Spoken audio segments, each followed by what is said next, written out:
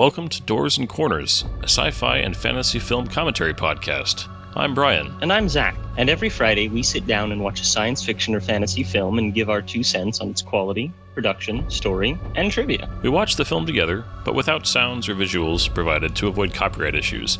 But if you do have access, we encourage you to join us and follow along. Here, we like to keep things casual, and there may be discussions of spoilers or sensitive materials or language. But we do try and keep things clean and family-friendly. Ultimately, the goal of this podcast is to create the experience of us all sitting down and watching this movie together. So get ready to hit that play button, because we're about to get started. Damn Doors and Corners, that's where they get you. Welcome back to Doors and Corners. I'm Brian. I'm Zach. I'm Dan. We got Dan back. Yes, our fun little... And we are doing a long but awesome science fiction movie tonight. What are we watching tonight, Zach? Well, at first, when we found out that Dan was going to be available, we were thinking that it was going to be Batman 1969. And then we decided, no, we're going to do Christopher Nolan's Interstellar. Those are quite literally as opposite as you can get as far as tone. There is a Batman connection, though. There is a Batman connection, yep. For those of you who don't know, Christopher Nolan directed the Batman movies from the 2000s. Did he make this right after Dark Knight Rises, right before? This would be directly after Dark Knight Rises. Dark Knight Rises was 2012. This came out in 2014. In between Dark Knight and Dark Knight Rises was Inception. In between Batman Begins and The Dark Knight was The Prestige. Prestige. Yeah. Stealing my information. You know what? I see your phone over there. So, something else tonight that is special is that we're all in the same room. Which does not happen very often. Even outside of this podcast, it does not happen very often. Nope. We all actually like each other, which is weird, I know. Yeah, but Brian is a hill person, and... no. Dan is a hill person, and Brian is, 1,000 miles away. I live in Oregon. I live in California. It's a bit of a commute for Brian. Yeah, I drove 10 hours to be here. There were other reasons, Just to be here. Just to be here. That's it. But no, we have had the pleasure of spending the afternoon hanging out together, and we're like, we got to record an episode together. So here we are. Interstellar. Interstellar is, man, I remember, you know what's funny is, one of my memories of seeing this film is, when I saw this, Joe was there, and I remember we all went to Macaroni Grill afterwards, and we were talking about it. Because Joe loved this movie. Yeah. For context, Joe is Dan's brother. Dan's brother. And I remember getting into a conversation. I expected him to latch on to some of the not some of the more sci-fi parts of it. Because this movie blends some hard science fiction. This is with some really. This is the hardest sci-fi possibly to ever be a mega mainstream movie. But then it goes weirdly sci-fi. Yeah. This movie is a love letter to classic short science fiction stuff by people like Larry Niven, more than anybody Arthur C. Clarke, especially with the effect that 2001: A Space Odyssey had on Christopher Nolan as a filmmaker. But just all of those old science fictions, this movie received a lot of criticism. I didn't realize how many people absolutely hate this movie. Yeah, they're all crazy. They're crazy. It is exhausting to watch, I'll give them that. But it's such a love letter to the old science fiction that was sitting on my dad's shelf my entire life, reading things like The Ark of 1,000 Worlds, or The Ship of 1,000 Worlds, and Rendezvous with Rama, 2001: Space Odyssey, 2010, 3001, things like that. This movie embodies those in such a wonderful way, while using incredible amounts of real-world science. Yeah. Well, I think... As we know it. I think I don't know if you call it unfortunate. I love this movie. I think that it's a movie that, because it has parts of it that appeal to very specific niches of sci-fi fans, the people who want super hard sci-fi, like Expanse. We both love Expanse. Doors and Corners, the name of our podcast, comes from The Expanse. People love that because it really tries to take the real science into it a lot. It's part of the plot. And this movie does a lot of that.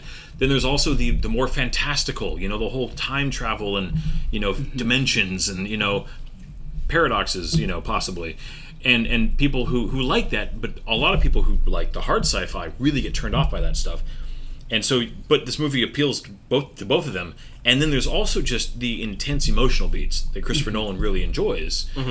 And people who just don't like that. They just want kind of I've talked to people who like certain parts of this film and hate other parts of it. And I think that there's a lot of people that like one part of it are really turned off by others. So you get it's a weird dissection of the genre fans that this movie can hit. I like the balance though because honestly, this movie is one of I think his more emotional movies. Where there are other movies that are just more raw storytelling. This one is a lot more. You're invested with Matthew McConaughey, especially with his emotional experience. Murph. Yeah, and then I mean, Murph. That scene where he's driving away is the scene that like I'll get choked up every single time. Yeah. And I've watched it. I don't even know how many times. For me, it's probably because I'm not a father like you guys. It's not that scene. It's the scene with him watching all of the messages that he's missed over 22 years. Yeah. That's the one that gets me. Yeah. I think that you're right about this being his most this is his most emotional movie. I think that maybe Oppenheimer kind of tops it now, but this is his most genuine in terms of emotion because Christopher Nolan, he makes movies that can be a little cold. Yeah. They're spectacle, they're interesting, but they're not really emotional. Even the times that he's tried, like say the end of The Dark Knight, with the death of Rachel, or the a lot of in Inception, where I feel like he tries to have emotional connection between Leonardo DiCaprio and his wife, and the dad. I'm like, I get it, but that's not where the strength of that movie is. Yeah, it's really not. And like, he did really well at some scenes. Like, despite other flaws that the movie has, The Dark Knight Rises has the moment with Michael Caine's Alfred at the grave with the "I failed you," so well acted, so earned in the storytelling, where other things weren't. It's just, I remember being in the theaters and getting a little teared up at that. A little misty. But this movie, I think, is his best emotional beats. Well, I think that this is also one of the few movies with Anne Hathaway that I actually like her, because I'm not a fan of Anne Hathaway. I'm sorry, anybody out there. I just don't. She has the worst British accent ever. Yeah.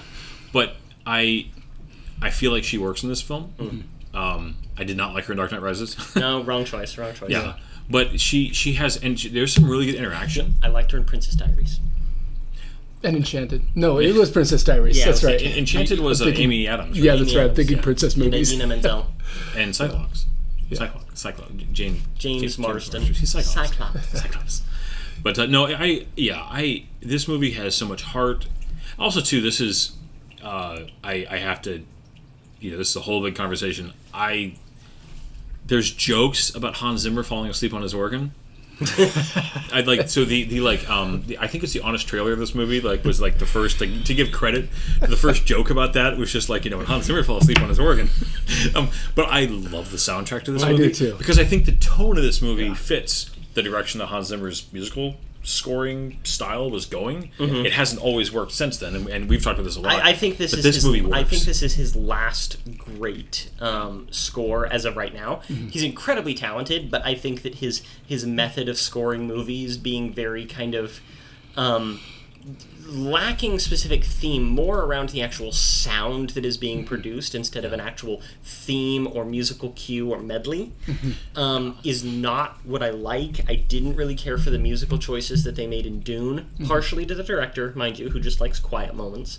But this is the last one that I remember for Hans Zimmer being wowed by. Yeah. Well, both the big organ parts, which I believe was some crazy special organ in Europe somewhere, the organ's the whole church, right? Yeah. It's some it's almost as big as mine. Yeah. Yeah. Oh my gosh. But also the beats where it's that that intense that clicking that he does. Yep. The track "No Time for Caution" is so good, and Mountains so good. We'll talk about that when we're actually watching it. Otherwise, we'll be here way too long. Yeah, but but there are some this is my most listened to Hans Zimmer soundtrack. Oh, mine is Man of Steel. Oh, I love that one. That is a very good soundtrack. But it's anyways. But yeah, we should. This is a long one. We're gonna jump right into it because this is just shy of 3 hours tonight. Yeah, we're not watching the credits today. We'll talk that long. What are you talking about? All right, everybody. This guy is Interstellar, released in 2014, 11 years old now. PG-13, 2 hours and 49 minutes long. Ouch! Directed by Christopher Nolan, written by Christopher Nolan and Jonathan Nolan. And this one stars, of course, Matthew McConaughey, Anne Hathaway, Jessica Chastain, Mackenzie Foy, John Lithgow. And I believe it should be mentioned a young and unknown Timothy Chalamet. Before we were Dune. Before he was... Is this where...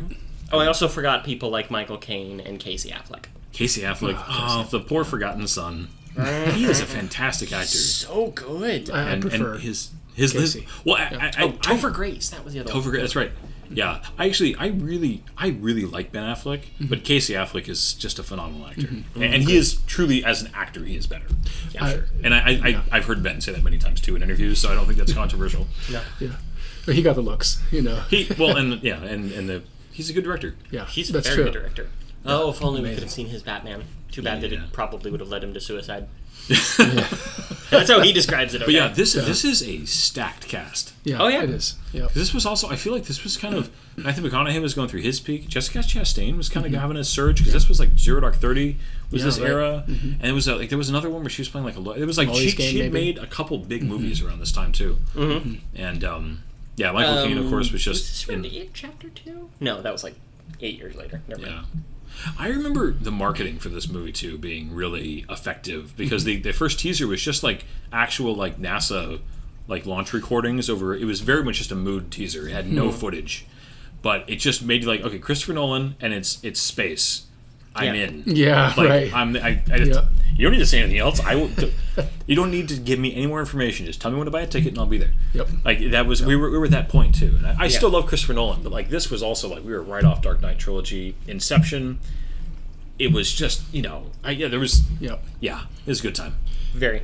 Yep. You know your brain's going to be in for a workout. Yeah. Just a wee bit. But given this thing is so freaking long, does anybody have any final comments before we get started?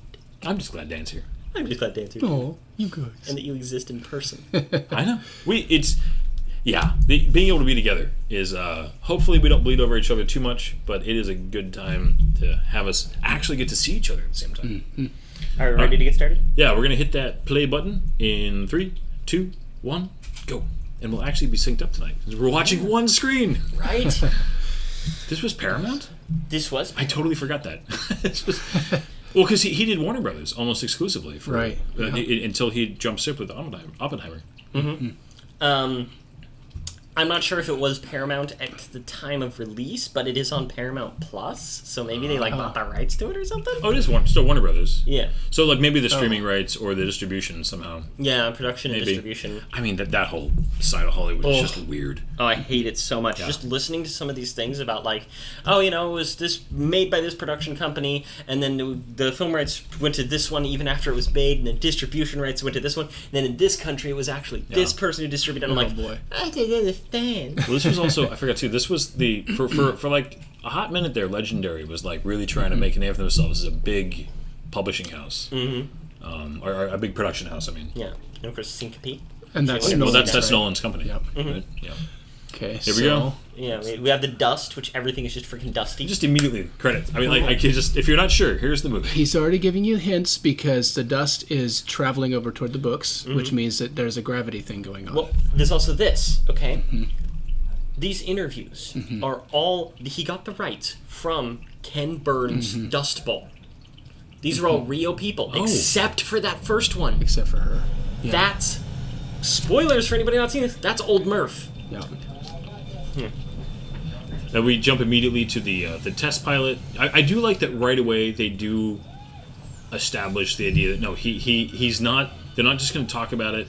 You get that little tiny bit of background on him, and the fact they're already showing the design of the lander. Oh, I love That's it. right, I yeah. love fixed wing stuff. Yeah. It's such a good look. And... But it still has that old school NASA shuttle look to it. You know, just the colors and the textures. I just have line. to say, yeah, she says, "I thought you were the ghost," and he's giving away the end of the movie right here. Yeah. This is something. Well, that he especially likes to the do. ghost, not The a ghost. Yeah, the ghost. But this is the way Christopher Nolan makes his movies, especially the ones that he's deeply passionate about. Think of The Prestige, Yes. okay? It's not like linear storytelling. No, it drives me nuts. He's obsessed with time, and this is one of those movies. But The Prestige begins with just that pile of hats Yeah. in the woods, and It are you tells watching you. closely? Yep. Yeah, it literally, if you're... Yeah. But I love movies that when you watch it a second time, it's like seeing it through a new lens. I actually really like that when it's done well. Yeah. Yeah, right. This is something that he does so well. Is when you watch it a second time, you see all the clues he's laid out for you. Like, here is the story. And He there's- is the ghost. Hans Zimmer's giant organ. Yep. Now this was another. We talked about this with Superman Returns. He grew all of his own corn and then sold it to help pay for this film. Yep. He 400 acres of corn. What do they call it? It begins with the T. Corn? No, it's not acres. It's like they call it like a different like land usage. It's like a it's a different. Hectare. What? Hectare. Maybe. Hectare. No, of corn? a hectare is like an old Hebrew term. It's a lot of. I love the detail too of like the place. He's doing world building here in a really cool way. But yeah, like this guy right here. That old man is not for this movie. He was interviewed for Ken Burns' Dust Bowl thing. And he loved it so much. But also, if you look at everything that they're cooking, everything they're cooking Everything is is corn. corn-based. Yep. They're eating no corn okra. bread, corn chowder, corn cakes, and oh god, their digestive systems. For those of you who don't know, corn is not particularly friendly to the human bowels. It comes out looking basically the same. I did not eat any corn. I mean, you do digest the interior of a corn kernel. It's the outer skin. So if you ever see that, it just means that you have a little corn skin filled with poop. That's right. Gross. You're welcome. You know. Mackenzie Foy here, she's actually grown into a more successful actress as time has gone on.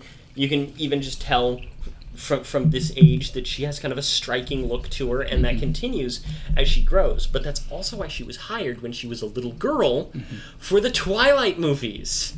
Oh, was she the creepy? She was the creepy baby. She was the creepy little way. girl in the final movie, what's the name of Renesmee. Renesmee. The daughter of Gosh. the daughter of Bella Bella. Swan and Edward Cullen. She's come a long way. That name though, like that is a fanfic name if there ever was a fanfic name. Yes, it is the fanfickiest of names. Yeah.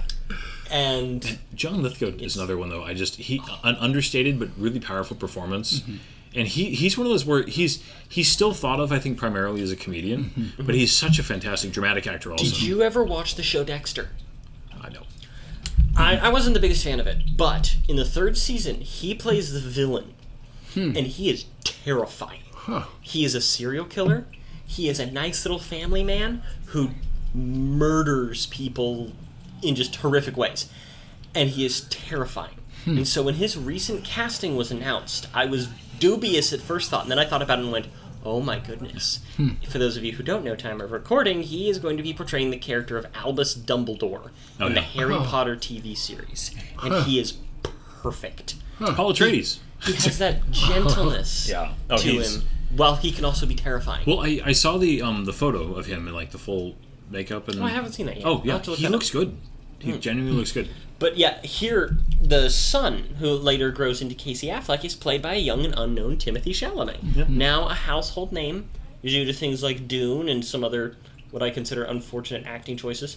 He's an artiste. He's an artiste. I hate Well, there's artistes. also Wizard of Oz, and he's very winning in that. You know. Was he in Wicked? No, I'm sorry, not Wizard of Oz. He's Wonka. Like, Wonka. what the heck? Willy are you Wonka. But it's- Oh, yes, I'm like, Wonka. what do you? Oh, he was in something else where he was a cannibal. Was he not like a cannibal? No. I don't know. This is another like musical cue here. Oh, such good music. Look, his son's just like. He's so annoyed with his dad immediately. Just Yeah, like, yeah. And like the whole movie, he's in a. But okay, so this is another piece of storytelling that you don't really pick up on. Okay, they're following this drone. The drone is being drawn towards their house. The reason why, if you pay attention, because this happens in a couple of other things too, because you'll notice that between the time that they left and when they re-arrived at the house, a bunch of equipment has moved. There is a gravitational pull happening at their house because it is the source of the breach from future Cooper through the Tesseract that has created a gravitational pull, a well at the house, and that's what pulled the drone down. Which is again why you saw the dust in the very first scene. It's drawing toward that bookshelf. And It's giving you hints all the way through. you can see that the writing is in Hindi, because they later talk about how this was some sort of Indian drone. Oh, This is, it's also interesting because they don't give you they give you just enough information about this being a very post-apocalyptic world to fill in enough blanks where you're not left with some big like, well, what happened? Like, tell me all about it. But it's not overwhelming. Like, it just it's a good balance because a lot of post-apocalyptic, I think it's. Yeah, I love the whole here. It answers that question about about a cliff. But yep. It's a good line. But it's a good. I think a lot of post-apocalyptic movies that try to like, if they don't give you enough, you're left like it's almost distracting because you're going like, well, tell me more. Or if it's too much, you get bogged down in it because it doesn't really matter. It's just a storytelling setting. I like that truck. I've driven a couple trucks like that. They got the 6 wheels, dually. the two in the back. Yeah. Big hips, big rack. It's a nice lake. So I see The what you truck did there. has a large rack on top of it and big Wow. 4-wheel. Little Yes. Dell sponsorship there with their Latitude, their mil-spec laptops. God, Dell sucks today. Dell sucks so bad. But those laptops are freaking indestructible. I've had some of those. Yes. Speaking of the post-apocalyptic thing, my favorite example of that is the baseball game. Yeah. Later on, it's the Yankees, and they're playing in like a hometown field. Yeah, like in some, Yeah. Yeah, because the thing is, like, this is a different type of post-apocalyptic, because this isn't there was this massive event that destroyed humanity like a nuclear war. This is an entropic death. Yeah. This is a slow apocalypse. I also love hearing a little bit when we have John Lithgow's character when he describes the present day, because he nails it, where he's like, imagine every day is like Christmas. There's just new things all the time. And it's just constantly just this never-ending wave of... And it's just like, yeah, there's a little bit to that. That's not really a sustainable model, it's not. But we're all enjoying it right now. Right? I mean, think of... Did you ever see the Book of Eli? Yeah. He has that moment where he's describing the past and what the future had then become, and he's describing the past with the excesses of today, and the people he's describing it to are just like, whatever, dude, just live in your fantasy world. Yeah, but that's the best kind of story like that.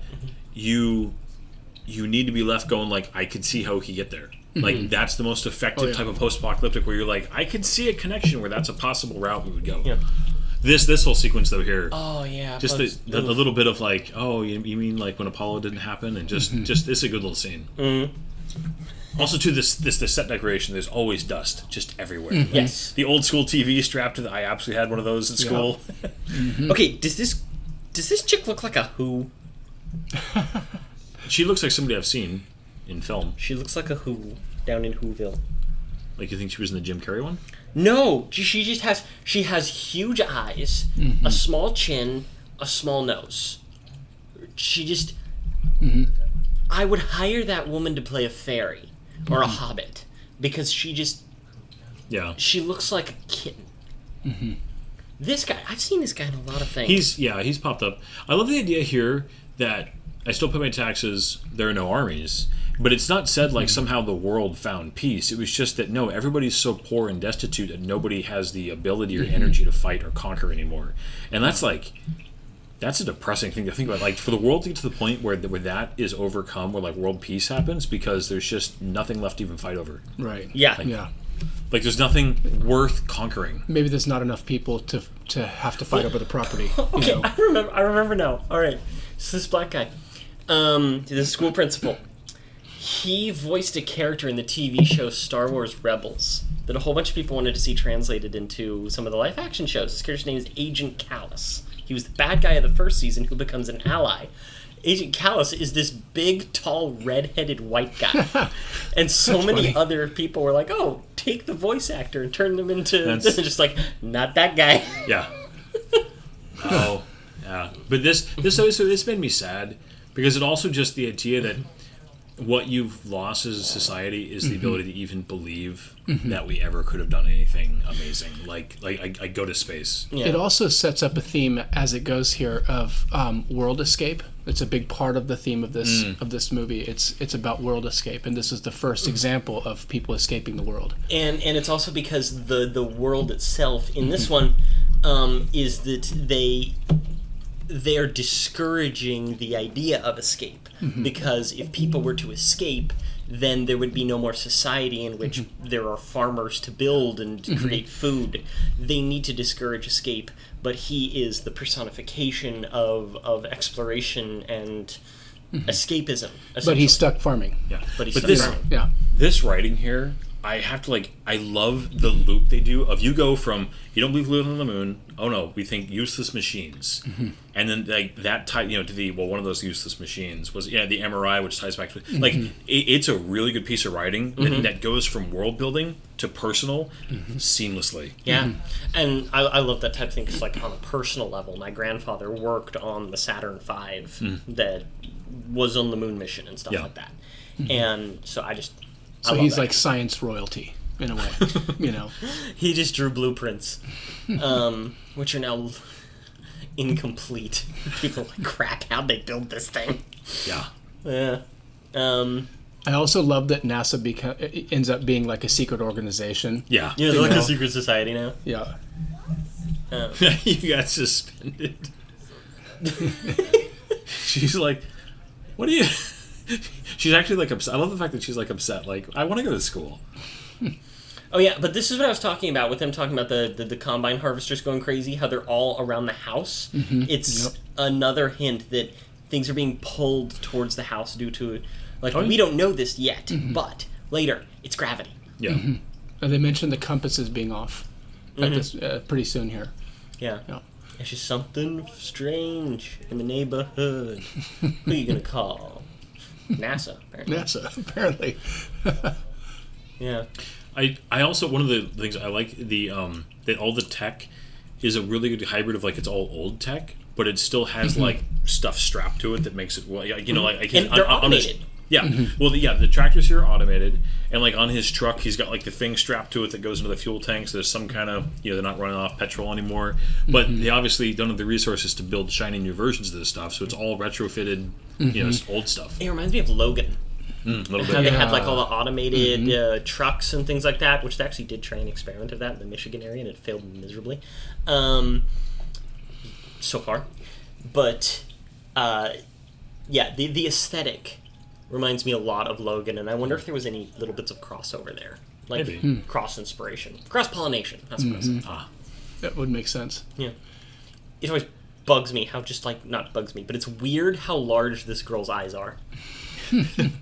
She looks like a bunny. I almost wish you hadn't reminded me that she was in Twilight, because now I'm seeing Renesmee. Shaggy Vampire Girl. I see the stand there on the shelf. I see the complete works of Douglas Adams, because I have the exact same book. All kinds of stuff are on that shelf. You have Asimov on there. Love Isaac Asimov. Really boring sometimes, but still love him. Yeah. Arthur C. Clarke, Stephen King. You have Sagan up there, Contact. A lot of this movie was inspired by Contact. That's a personal favorite of mine. Which he was into. He by the was. way. He was. Dude, Contact. Man, that movie. Great movie. I have such a deeper appreciation of that now that I'm older, because I thought it was just a boring movie when I was a kid. It didn't have a lot of action. That's a fantastic piece of science fiction. Yeah. Man, the fact that Carl Sagan wrote a book and then a screenplay that all boils down to you kind of need to have faith. Yeah. Yep. It's just... Yeah. We could rabbit trail and science fiction ultimately ending up at you can't explain this. And what do you do when you can't explain it? But I also just love the line, "They should have sent a poet." Yep. That's one of the best lines in all of science fiction in my mind. But this right here, this whole conversation, and again, John Lithgow just plays this so well. And the reality here of talking about the kids, again, as parents, you kind of have to be you love your kids, but you're also dealing with the reality as you get to know their personalities as they grow up. He mentions being born in a time when there are 6 billion people, which is less than we have today. But he says, imagine that. And the idea is there's a lot less people in this world. Yeah. For those of you who don't know, this movie takes place in the 2070s. Oh, interesting. I did not know Cyberpunk that. 2077, this is not. No. There's a lot of people there. Oh, too many. Yeah. And then vastly less once I'm done with the game. Yeah. But even this too, the little line there of you had a gift, you were good at something, and you never got a chance to use it. I think a lot of people... That hurts. But I think people can relate to that idea of if you had a passion, but being told you discovered it. What would be almost worse than never discovering a passion? Discovering it and then having to just sit on it. I completely understand that. my life has not led to the ability to write and create stories the way that I would want to, and part of it is just the oversaturation. You know, you put something out there and it just gets lost. Nobody even sees it. I love the line "popcorn at a ball game is unnatural." Like, popcorn at a baseball game. But again, it's a world where there's only corn. Peanuts and hot dogs. Yeah, peanuts and hot Yeah, dogs. you do not have popcorn at the baseball game. Like, that is un-American. Sports people. I'm here for sci-fi. Yeah. Don't bring your sports into our sci-fi. I'm not even a sports fantasy person, podcast. but that is like an old Americana thing. It would be like eating pizza at a movie theater. Yeah. Hey. Took you a second. I love the reaction to people here. Again, it tells you so much. The fact that nobody's running, that it's just like, all right, let's just get going, guys. Yeah. It's just again Normal the thing. subtle ways of just like telling you this is the reality people live in. Part of their world. So, Christopher Nolan, obviously this movie uses a lot of computer generation, but he wanted to have as much as possible in camera. So these dust clouds and everything like that are not CG. They're all in camera as much as possible. I don't think even that large cloud was CG. I think that it was composited. Yeah. So the ratios are slightly off, but much cheaper and better looking than CGI in that respect. Yeah. But yeah, even though it does it really well. Of just everybody's just like, all right, we're gonna get home. I mean, here like the urgency is here. Like, let's get inside. Okay, I have a question though. But they have this entire sequence. They just drove through town, windstorm, dust storm, everything's terrible.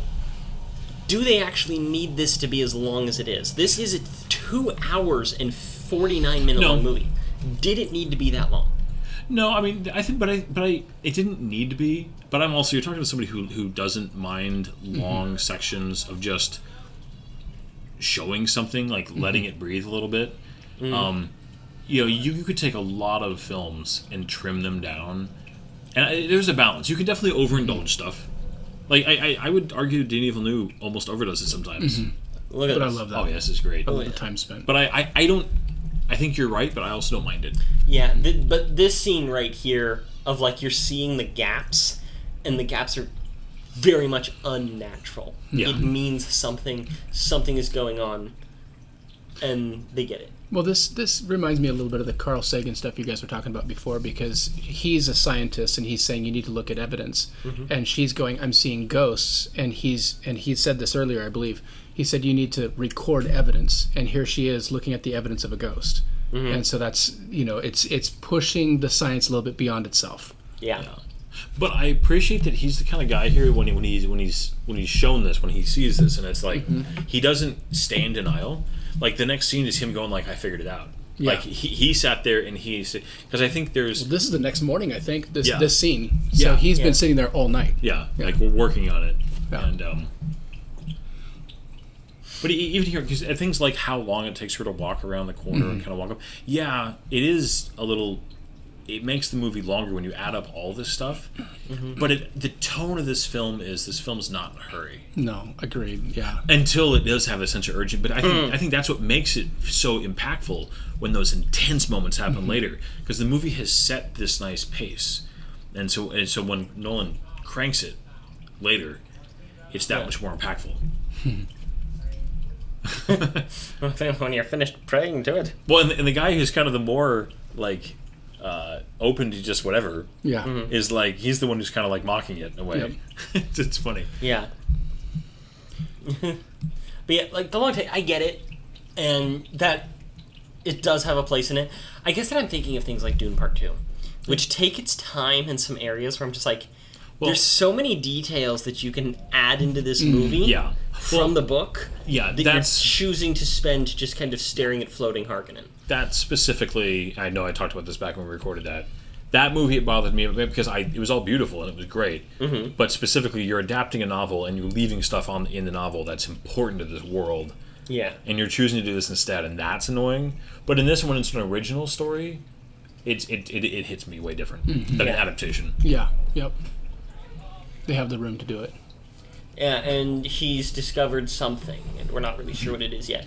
I like the detail here of the rags stuffed into the vents, so that way Get inside of the truck's not just it doesn't a dust get all cloud. dusty. Oh, okay, so one thing, I don't know if I'll remember to mention it, but at the end of the movie, when he has the recreated house the first thing he does when he walks in is he runs his hand along some stuff and then moves it with his fingers because there's no dust inside. It's like, and that's it's weird. wrong.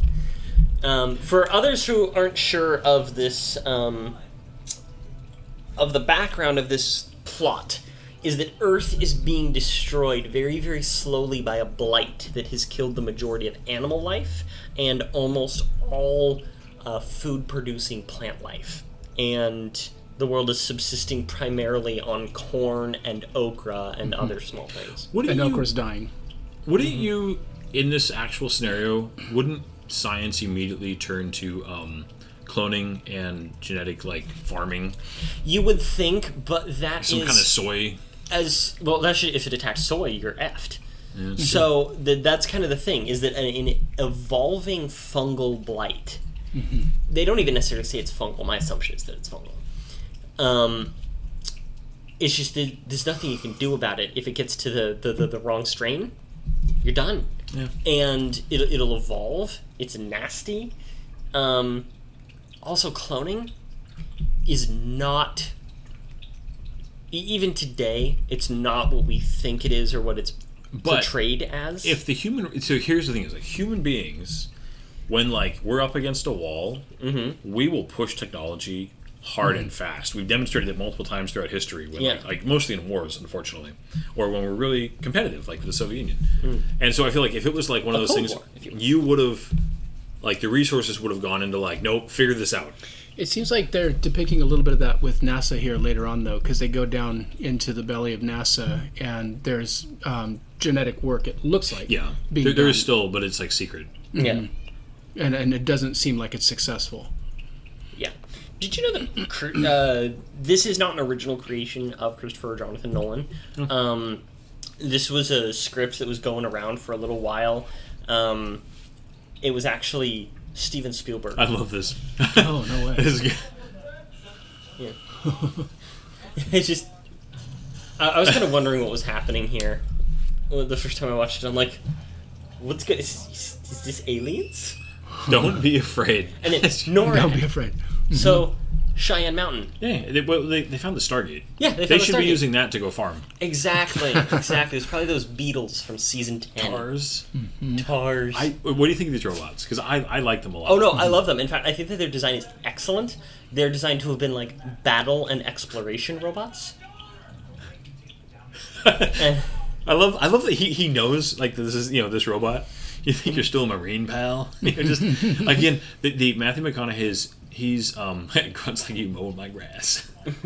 yeah, because his TARS here is programmed with sarcasm and humor. Yes. He was inspired by Marvin the Robot from The Hitchhiker's Guide to the Galaxy. Nice. And I love the design as a battle robot, because that would be a very effective design for moving fast and being able to take cover, because they could just drop flat. Yeah. And they've also been shown in other parts that they can move sideways, creating a very small target profile. Yeah. So it's a very simple, rudimentary design, but actually quite intelligent. Oh yeah, it's one of those things where, like, at first glance, like, it's just a big block. Oh no, it's actually really interesting.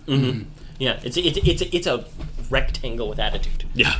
Well, and the voice acting really does add a lot. Who was the voice actor? I want to we say know? that it was a guy not- by the name of Bill Irwin. I always thought it was somebody really like noteworthy, and I remember looking it up. It's like, oh, I mean, like, nothing on him. He did a great job, but it wasn't somebody that, like, I knew. Yeah, it was a guy by the name of Bill Irwin. He was on several things. He does voices. He does podcasts and the, like, modern radio show podcasts.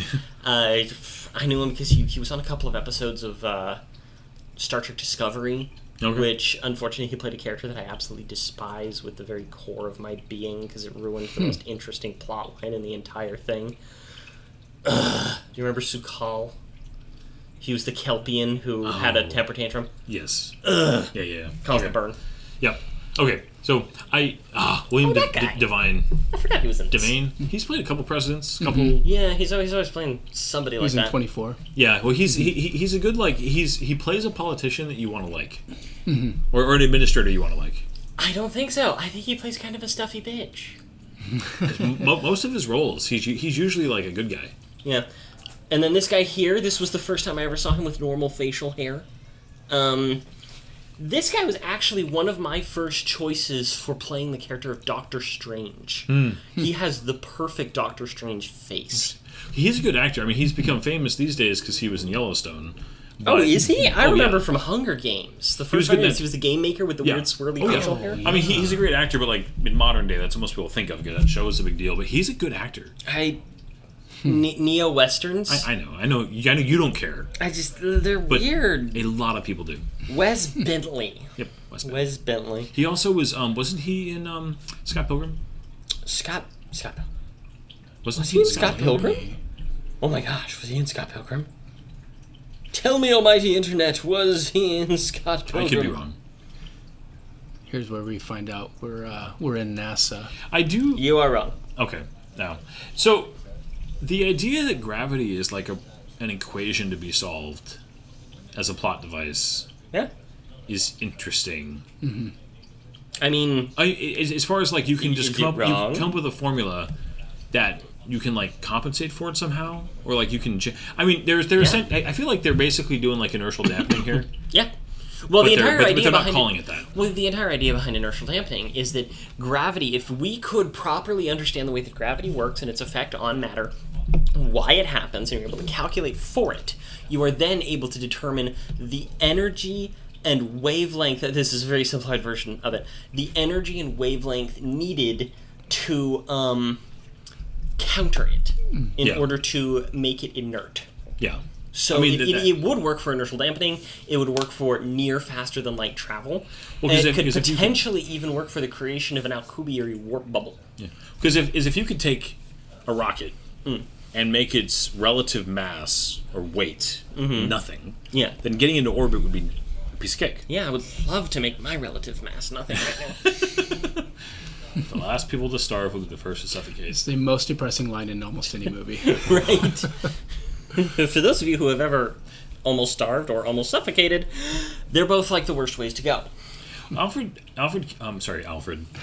It is It's Alfred. Michael Caine also, they let him, get a little bit narrower in the cheeks here. They really let him look Old. just Weathered. on the, but like, not just old, but fatigued. Haggard. Deeply just like, and as when you find out later that he basically can't solve it, but can't bring himself to tell anybody. He's He's yeah. holding on to that secret Yeah. of like, I gotta maintain hope even though I don't have any of my own. Yeah. Like that would take a toll on It's somebody. guilt weight beyond just fatigue. Yeah. Yeah, this interesting is the Lazarus Project. I loved that line where she's like, because Lazarus came back from the dead. He's like, well, that's because Lazarus had to die in the first place. It's like, ooh, it's a dark thought. Michael Caine.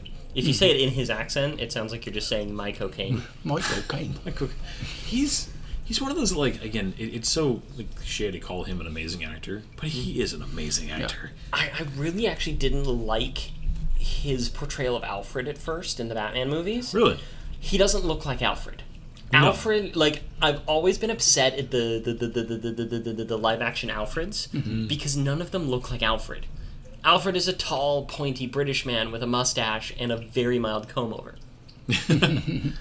I didn't think I would like Jeremy Irons, and I actually ended up liking Jeremy Irons. He was one of a my lot. favorites, and I have liked every Alfred that's been on screen after I realized just how good they are. The Alfred from the show Gotham is excellent, but Michael Caine is up there, especially when you get to the end of Dark Knight Rises. He's like the heart of Who's those they? movies.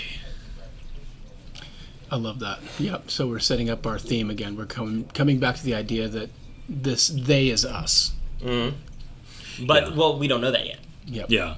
But the idea that we like, that it's the conclusion, even though it's kind of crazy, it also, even though it's crazy, it's the most likely that for a black hole like this to just appear in the solar system had to be intentional. It wouldn't just be some natural phenomenon. It doesn't make any sense that it would be.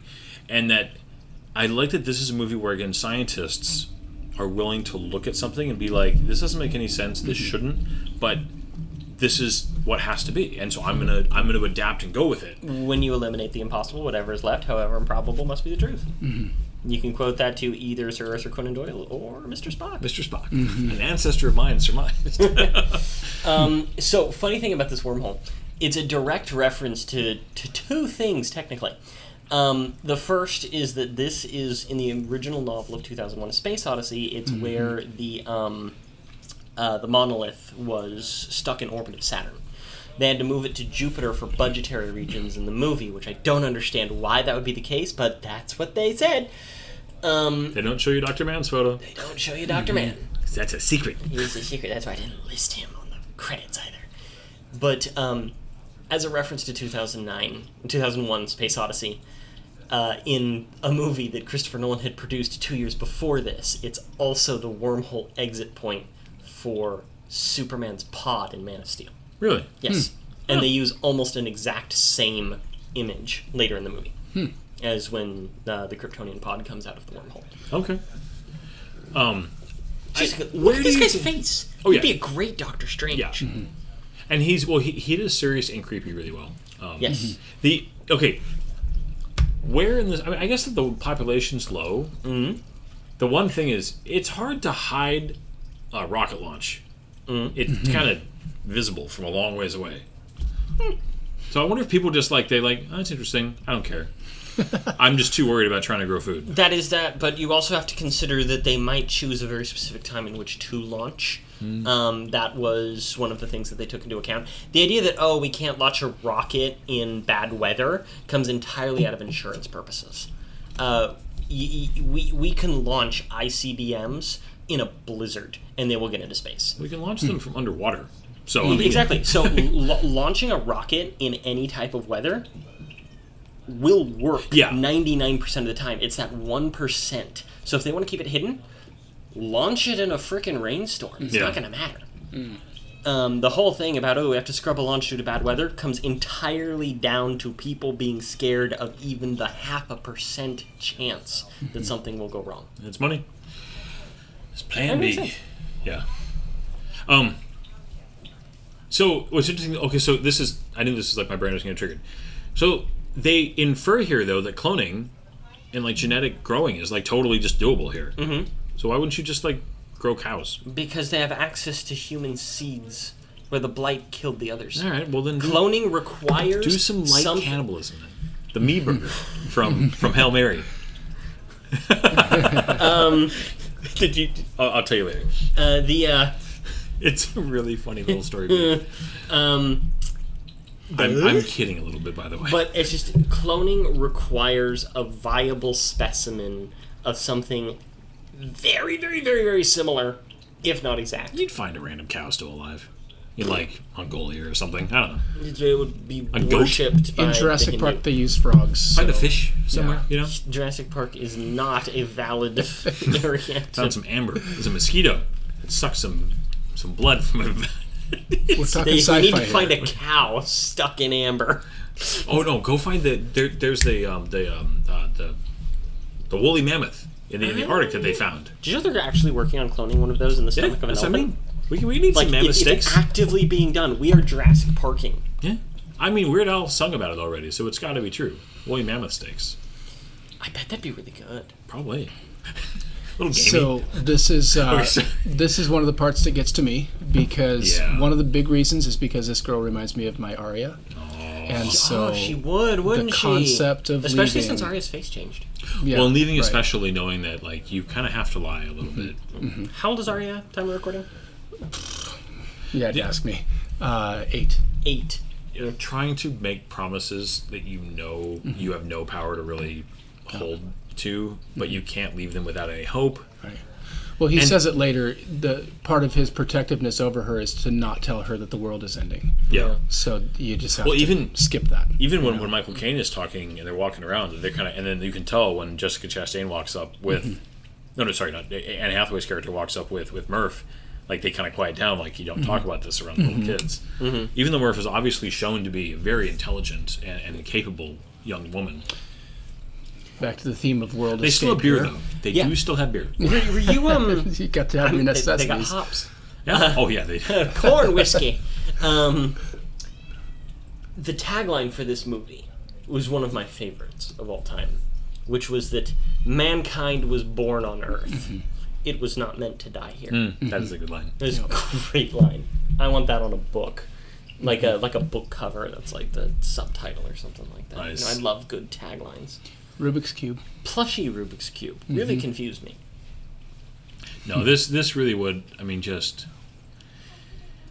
And again, I think Matthew McConaughey really, he plays this well. The young actress here plays it really well. The emotional rawness that is on display here, and especially when you couple this with that scene where he's looking at messages, you're just and that transition, the look where the music goes silent, and it switches from all of a sudden you see Jessica Chastain now recording the message and not the little girl, and you get the time jump and Matthew McConaughey's.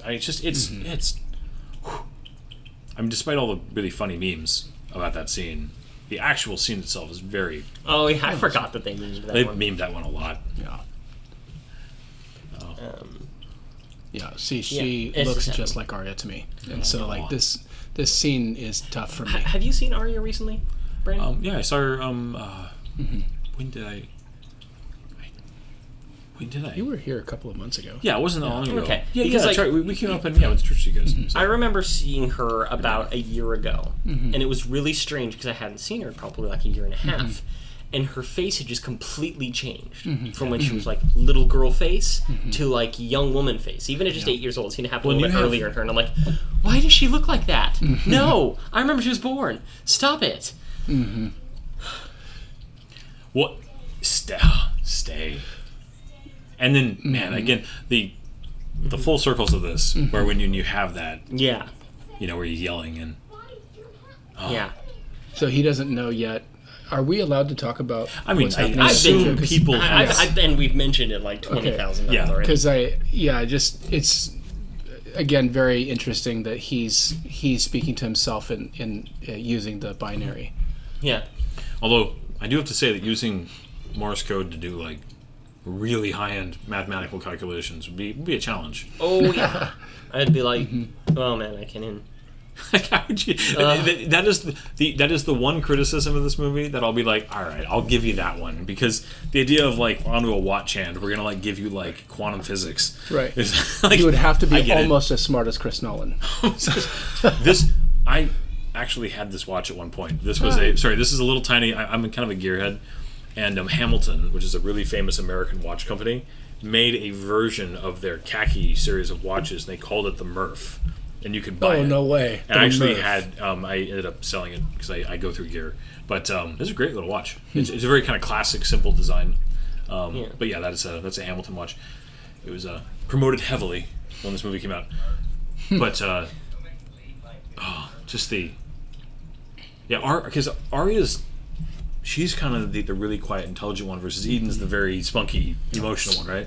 Let's hope Eden never listens to this. Same personality, same. No, we basic love look. you both. We love you both. But hey, my Eden's oldest spunky. For sure. is quiet and internal, and my youngest is a firecracker. The other part of this is that I have a very strong connection to Arya, and so again, these scenes are because He shows blatant favoritism above Timothy Chalamet. I mean, and you do look again like Matthew McConaughey. You're a good-looking guy. yeah.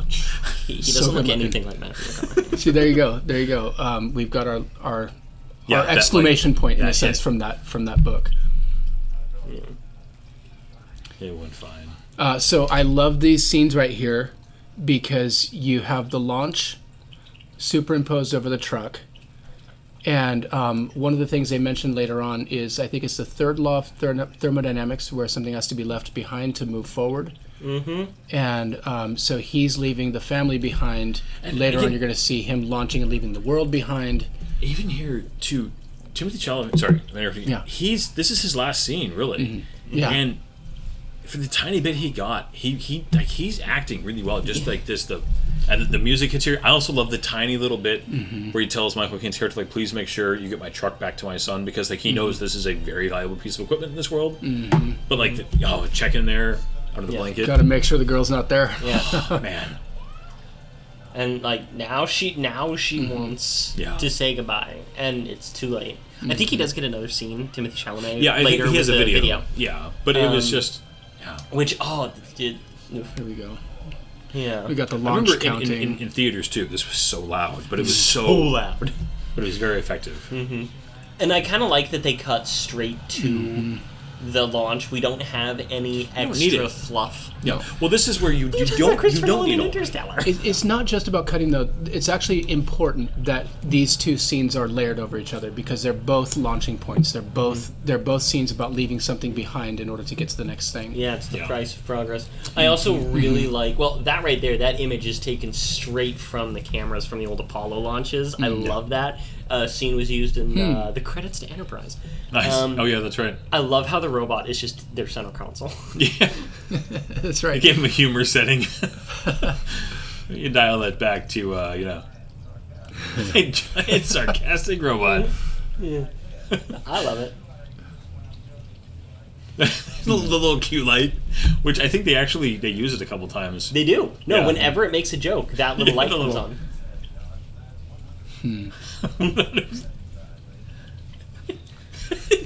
I mean, can you imagine if people worked like that? Can you turn your sarcasm down to 75%, please? Wouldn't that be nice? Yeah. I mean, I've had to say that to people. When I was like a shift lead at Starbucks and stuff like that, I'd be like, all right, let's take that down to here. Yeah. I love that the internals of this matches the external really well, like the window layout, all of that. Like there's a real consistency. I love the little the detail of the puffs of the jet. I know a lot of this was CG, but a lot of it was model work. But it all looks like model work. Yes. Well, like that scene right there, the fixed wing, they had a model, because they had several different models. They had, I think, 2 full-size, a couple of mids, and some really small miniatures. But, like that right there, they actually, like, lit it and moved it. They knew the scene that they wanted. They knew the light off the Earth and the sun that they wanted, and they moved it properly. This movie also gets one of the few films ever gets the idea that there's no sound in space. Yes. That the thrusters being quiet is such a little thing, but you know you're like, oh, this is. I know, because Feels even like real. The Expanse that does that, they still do the little. Oh yeah. I mean, and I get it. The audience kind of needs it, but this is a great example of you actually don't. Yeah. It's trusting your audience. Yeah, which I appreciate. So, fun thing about this, though, it's a 2-year journey to Saturn, which is just about correct, I think. If you're able to sleep and 2 years? I thought it was a few months. I'm pretty sure they say it's a couple months to Saturn. some nasty acceleration. But that's why they sleep through the acceleration, I guess. Well, they don't go to. Did they go to sleep for this part? I mean, coming up soon. I thought it was after they went through the wormhole for some reason. I could be wrong though. You're wrong.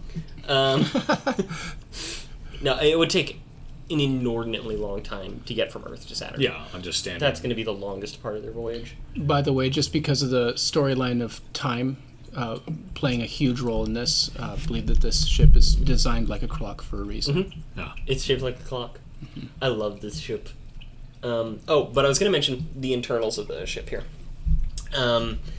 Also this long, slow docking scene. You'd think, it's not that important. Why are we showing this? This is incredibly important later in the movie to understand how this docking collar works. But the internals of the ship, they're all hardware. You know, people like to look at things like Star Trek, okay, and be like, oh, all the touch screens and tappy, tappy, tappy. You wouldn't really want any of that in something like this, because if something goes wrong, a hardware switch, you want to be able to switch it out. Yeah. If something goes wrong with your operating system and you're locked out of all your controls, you're effed. Yeah, if you just have one big touch screen and the screen goes blank, you're like, yeah, nothing. Yeah, it's just you want switches, you want... Well, you could rip a hard switch keyboards. out and find the wire underneath and still make it work somehow if you had to. I mean, that's yeah, you want mechanical. Yeah. Yeah. You want mechanical interfaces.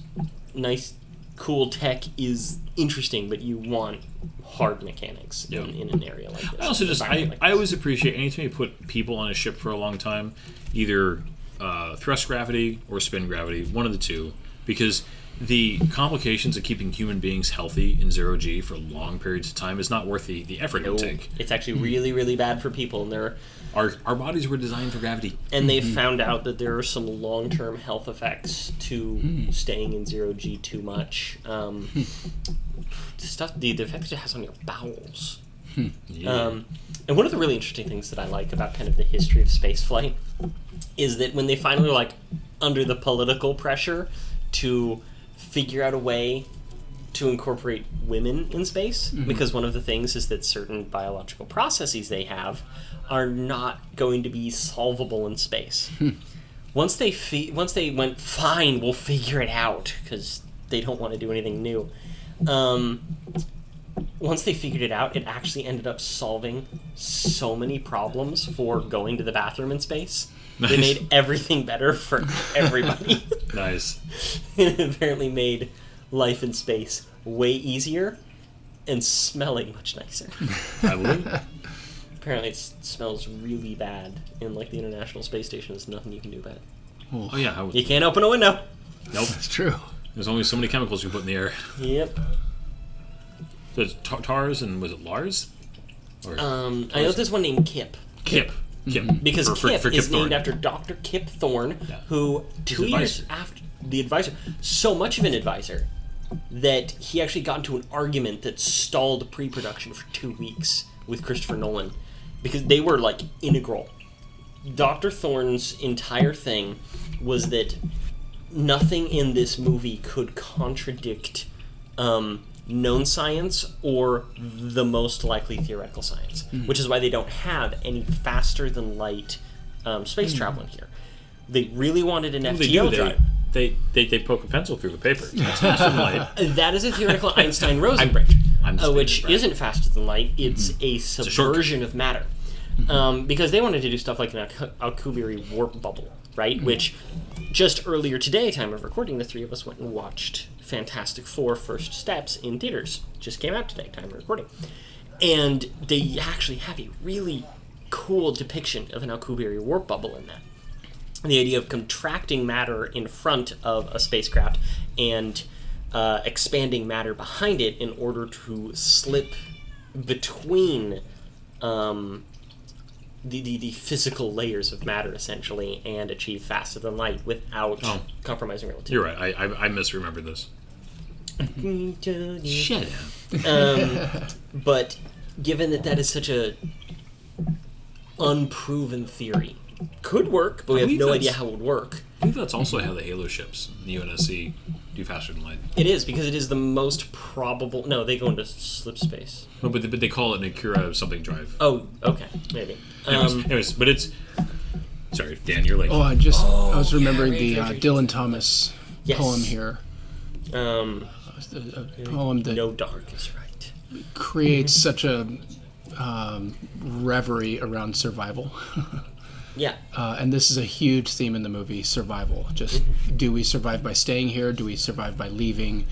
Who survives? Does the planet die off and we just send out samples of human life out there?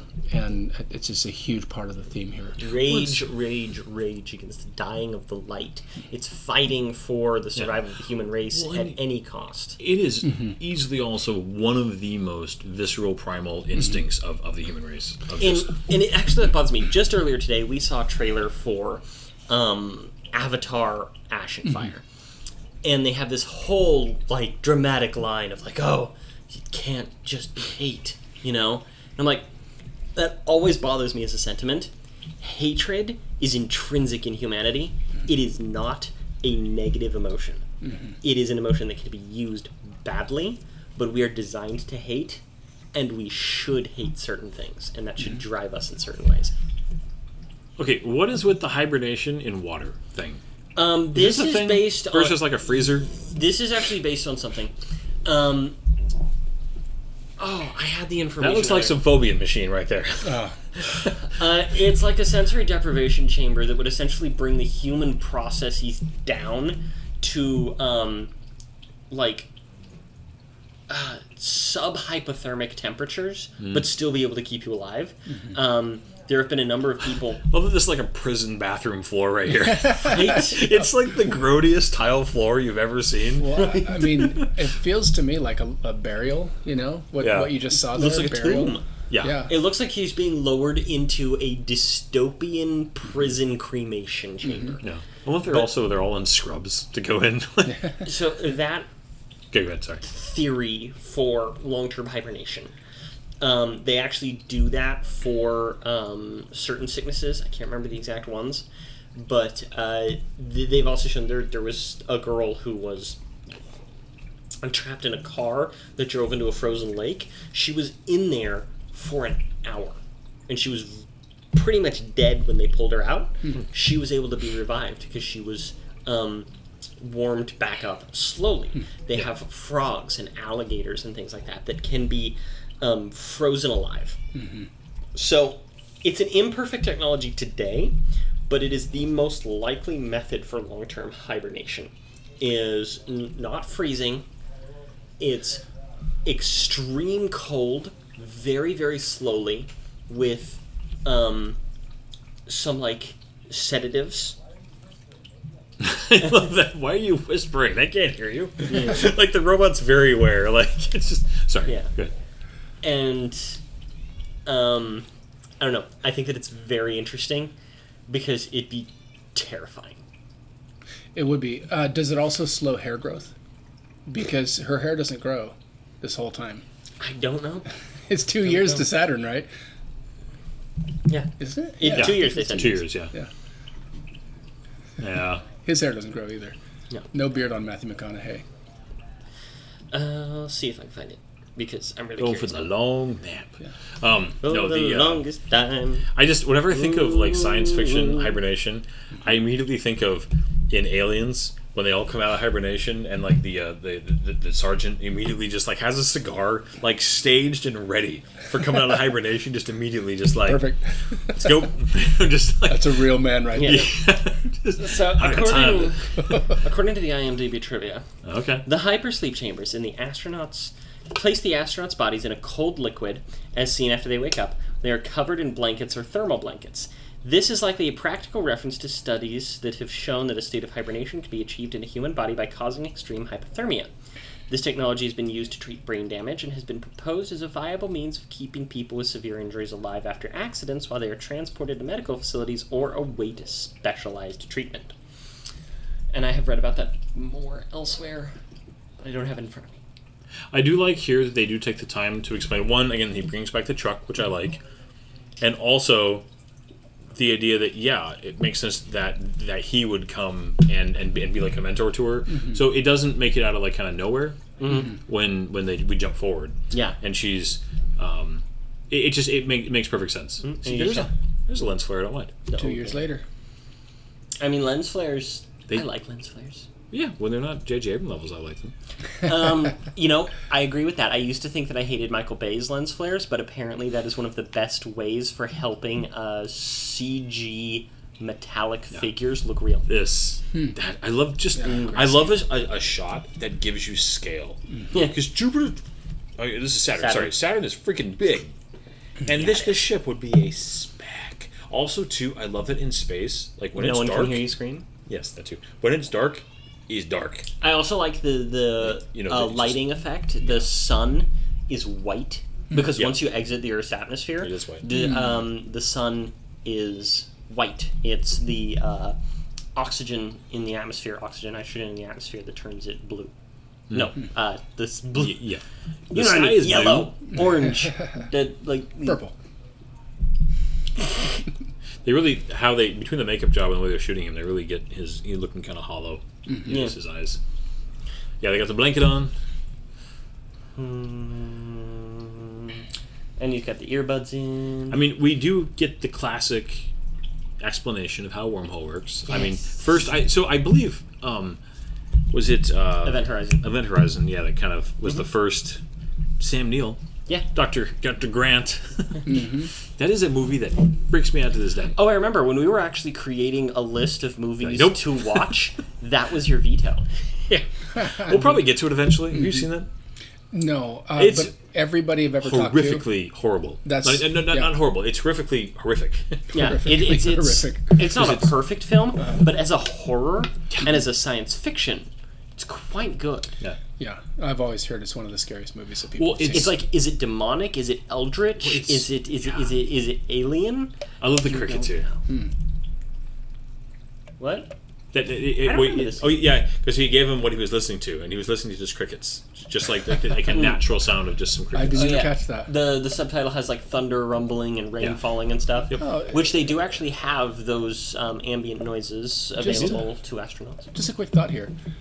Saturn is also known as Kronos, which is the god of time. That is correct. So you got your little clock there. You got your god of time. Mm-hmm. Very interesting. Lots of little references. Oh yeah, Yes. Nolan very much loves so. to seed his movies with just bits of. The man is obsessed with time.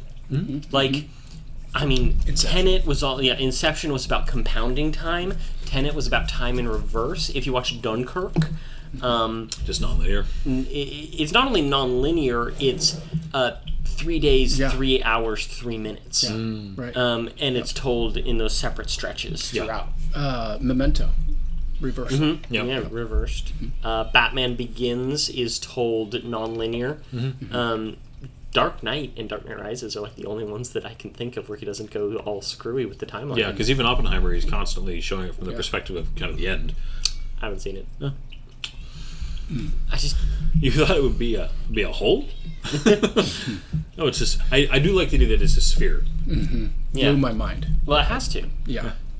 Stuff in space, it just There it is. you can't tear holes. They don't look like just random tears. Anything you do in space that's going to have a natural effect is going to end up being moving circular. And But see, when men think of things that are scary, we only have one reference point to go to.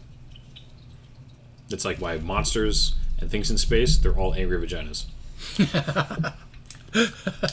It happens all the time. It does. Sorry. It's so true. I don't know what to make of that. It's our reference point for that is horrific. Scary. Stay out of that. Stay up. Wait, what are you talking about? When they're angry. I mean, that It just that's took a the turn way you upside- feel. Oh gosh. No, never had a if my wife ever Enjoy your listens to life this, and she so and I have had this conversation, and she finds it hilarious. is Because true, though. if you go to a lot of monsters and a lot of stuff, is definitely a little reference point there. There absolutely there is. Or with teeth. With teeth. With yes. teeth, yeah. Yeah, that's a big one. You see, I found that a lot of the things that they use in horror can often be very phallic. Well, like Superman's escape pods in the Oh God, no! Dear. I was thinking more of like Alien. prison pods, I guess. Yes. Oh yeah. Oh yeah. Yeah. So okay, this whole I love just the way this is shot. Yeah, the optical effect. Yeah. Because if you had a wormhole, an Einstein-Rosen bridge, whatever you call it, it's not going to look like the wormhole from Deep Space Nine. It's not going to look like the Stargate. Bifrost or the Stargate. Well, the Stargate, it's artificial. there's a whole other thing to go through there. But it's just, it would be a gravitational lensing. It would be a warping of reality Yeah. in a way that would Well, reflect and that they don't what you're just seeing. go straight into it. They kind of Yeah. it's like an orbit, and like a descent from Yeah. orbit. And very 2001 Space Odyssey here. Yeah. Yes, that's another. This You movie just is see- popular among stoners, by the way. Look at this. A similar effect was used, again, in the movie Fantastic Four First Steps. Similar effect was also used in, what's the name of that freaking show? Superman and Lois. Like, this movie was so impactful on how space was depicted. I was about to say determined. Depicted after it. But there is a certain amount of kind of stylized it, but you need to do that. But they don't ever sacrifice accuracy to the best of their ability for the sake of style. Love this. This another bit of foreshadowing here. Oh yeah. She feels that she can see whoever it was that built this thing reaching out to her, and she takes it like a hand. I remember being so weirded out at this scene, being like, "What's going on and why?" Amazing. This transition is so amazing. Great transition. It made some people motion sick. On like an IMAX screen or something, I can imagine that. I feel like this little handshake is something like the painting of Adam and God. There's like this connection, by way of the hand. Yeah, E.T., right? Yeah. I like that they already, if you pay attention, their suits that they're in already have the little little thrusters on the yeah. on the forearms. I didn't notice that. Yeah, Anne Hathaway, when she's sitting there, they're already, you can see they're already, because then they have them when they get to the ice planet, to kind of move around a little bit. Well, it makes sense that if you're in a larger ship in 0G, if you got into a weird dead zone, to have some way to create, create some thrust. Of all the clothes you're going to bring into the space, why would you choose a polo? I hate polos. I wear one every day at work. So I've had to wear some every day at work. I don't like them. I don't think they look good. I don't think they feel good. It's, when we've decided a collar somehow means you're professional, but we don't want to take it any further than that. Exactly. Give me a Henley. Yep. Okay. What do you think of her little speech coming up? The whole idea that, like, love is a tangible, like, something that's, say, scientific in some kind of a... I'm curious what you guys think, because I like it. Mushy bullshit. All right, there's.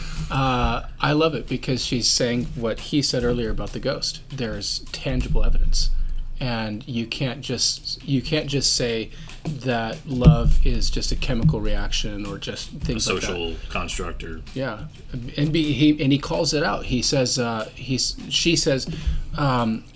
What about love for people who are dead? What social utility is there in that?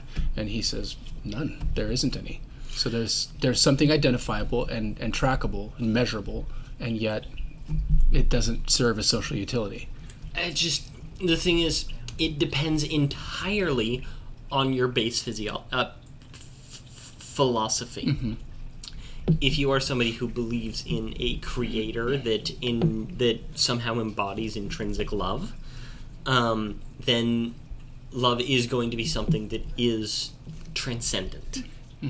That is like what she talks about in her little speech here. If you are just a complete, there is nothing outside of this world, love itself is nothing but a chemical reaction and a utility. And you can sit there and say, oh, love of those who have passed, that's the same as withdrawals from a chemical addiction. Like, there is actual answers to that, if you want to find them. Yeah, right. But I do think that it's dangerous. I'm not saying you're saying this, but, like, it can be dangerous to try to reduce something so core to how we function to something that you can kind of... Well, have you ever heard the phrase, the end of logic is the beginning of wisdom? Oh, yes, I love that line. The end of logic is the beginning of wisdom. Yeah. You can sit here and rationalize and identify every single thing that we do, spiritually, emotionally, mentally, and break it down to a series of chemicals and equations and just social behaviors and norms. Yeah. But the moment that you do that, any manipulation of those things, whether you intend to, whether you mean it or not, or intend it or not, becomes acceptable. Yeah.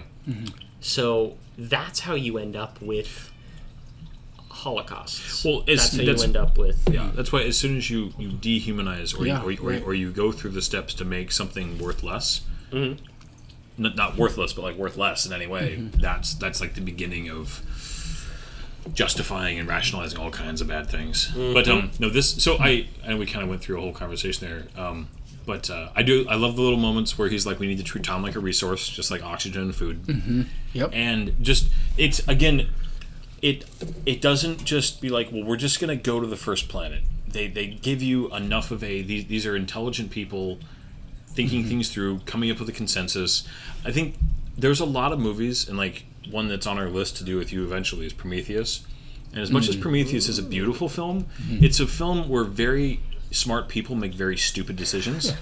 This is a movie where I do think that, for the most part, smart people make smart decisions, and when they don't make smart decisions, it's understandable given the context of where they are, what they've been going through. When we meet Dr. Mann, as much as he's, I don't even call him a villain. He's a desperate man. You understand why he got to where he got to.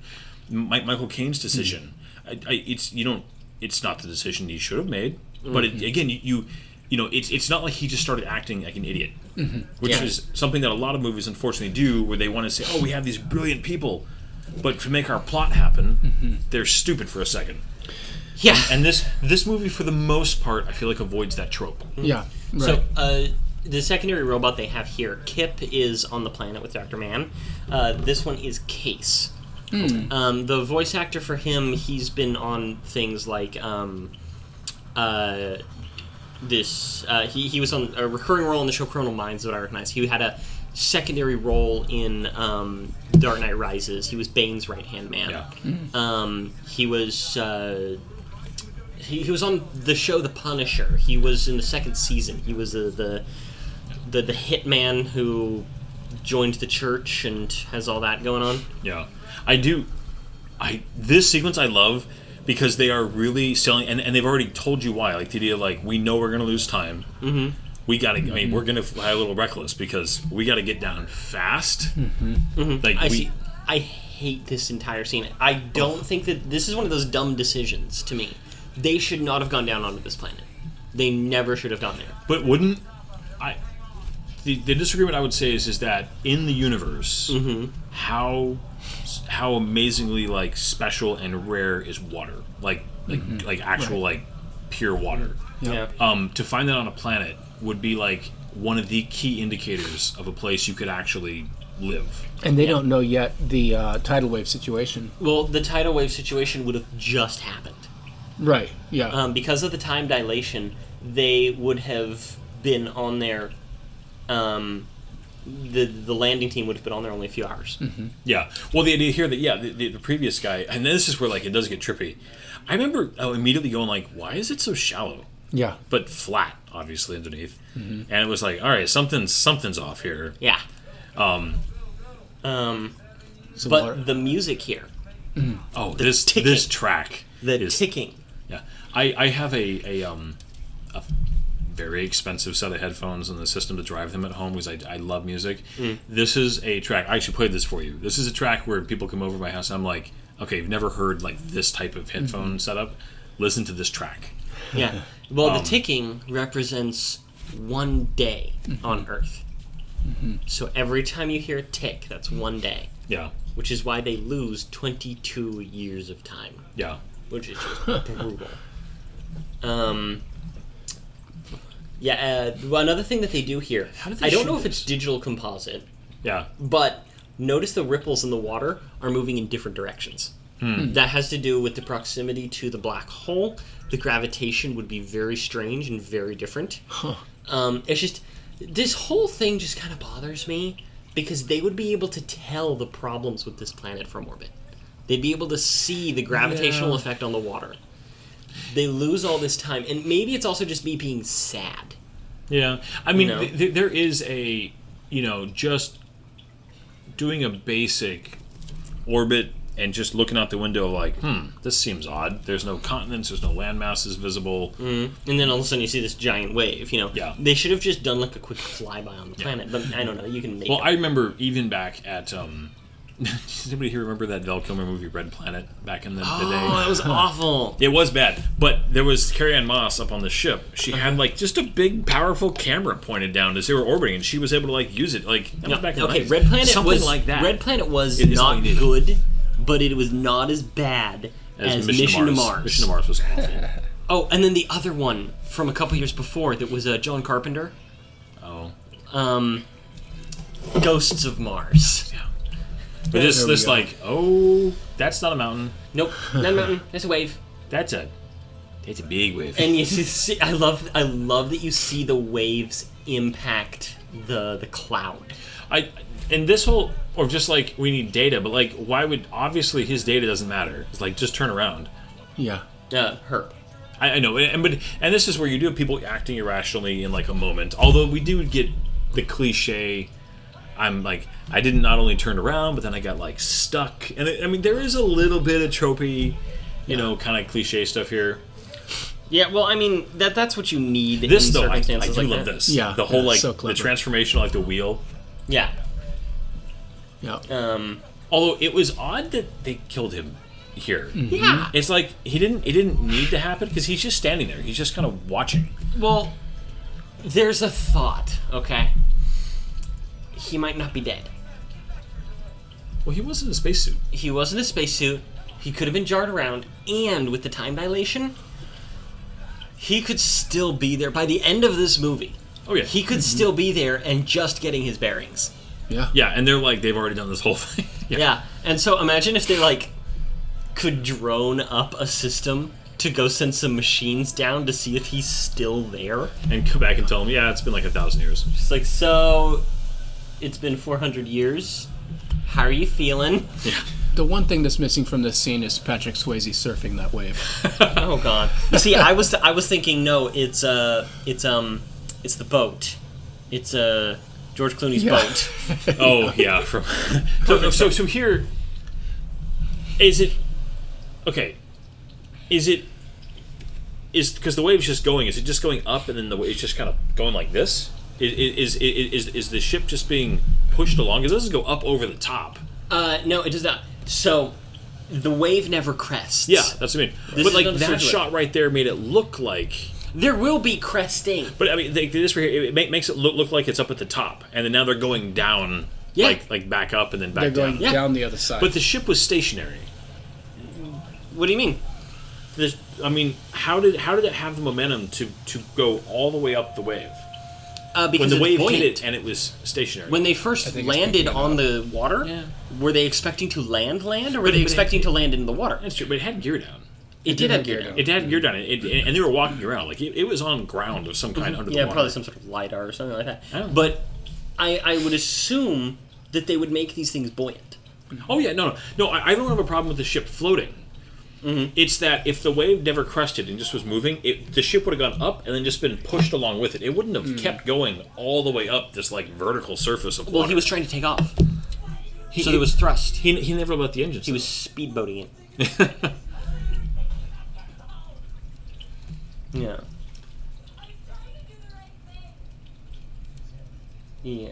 It's just an intense scene. Oh, yeah. All three of us just kind of got drawn into this scene because it sucks because it is the characters making irrational decisions, but also slightly rational in their own viewpoints, and now they're mad. She does, and I mean, they reveal kind of more why later that she is emotionally compromised through this whole thing. Yeah. But that, she really, actually, she's unwittingly kind of the cause of almost every problem they run into. Sexist. Just saying. I didn't write her character. It's just, they never should have gone to this planet. No. I will maintain that. Yeah.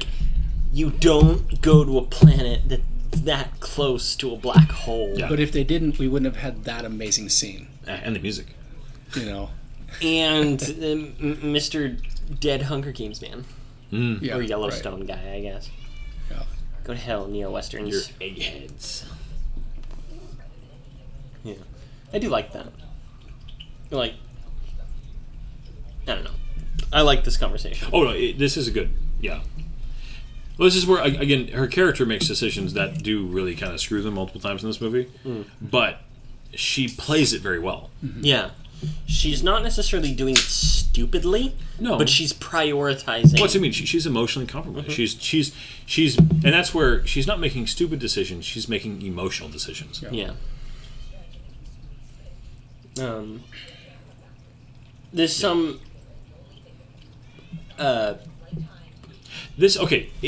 assuming there's an actual scientific explanation for gravity moving through time. That's outside of my. I have no idea, but I'm guessing that there at least wouldn't have been a theory of some kind for Nolan to have made that a major mechanical plot point for this. That gravity is somehow capable of moving through time.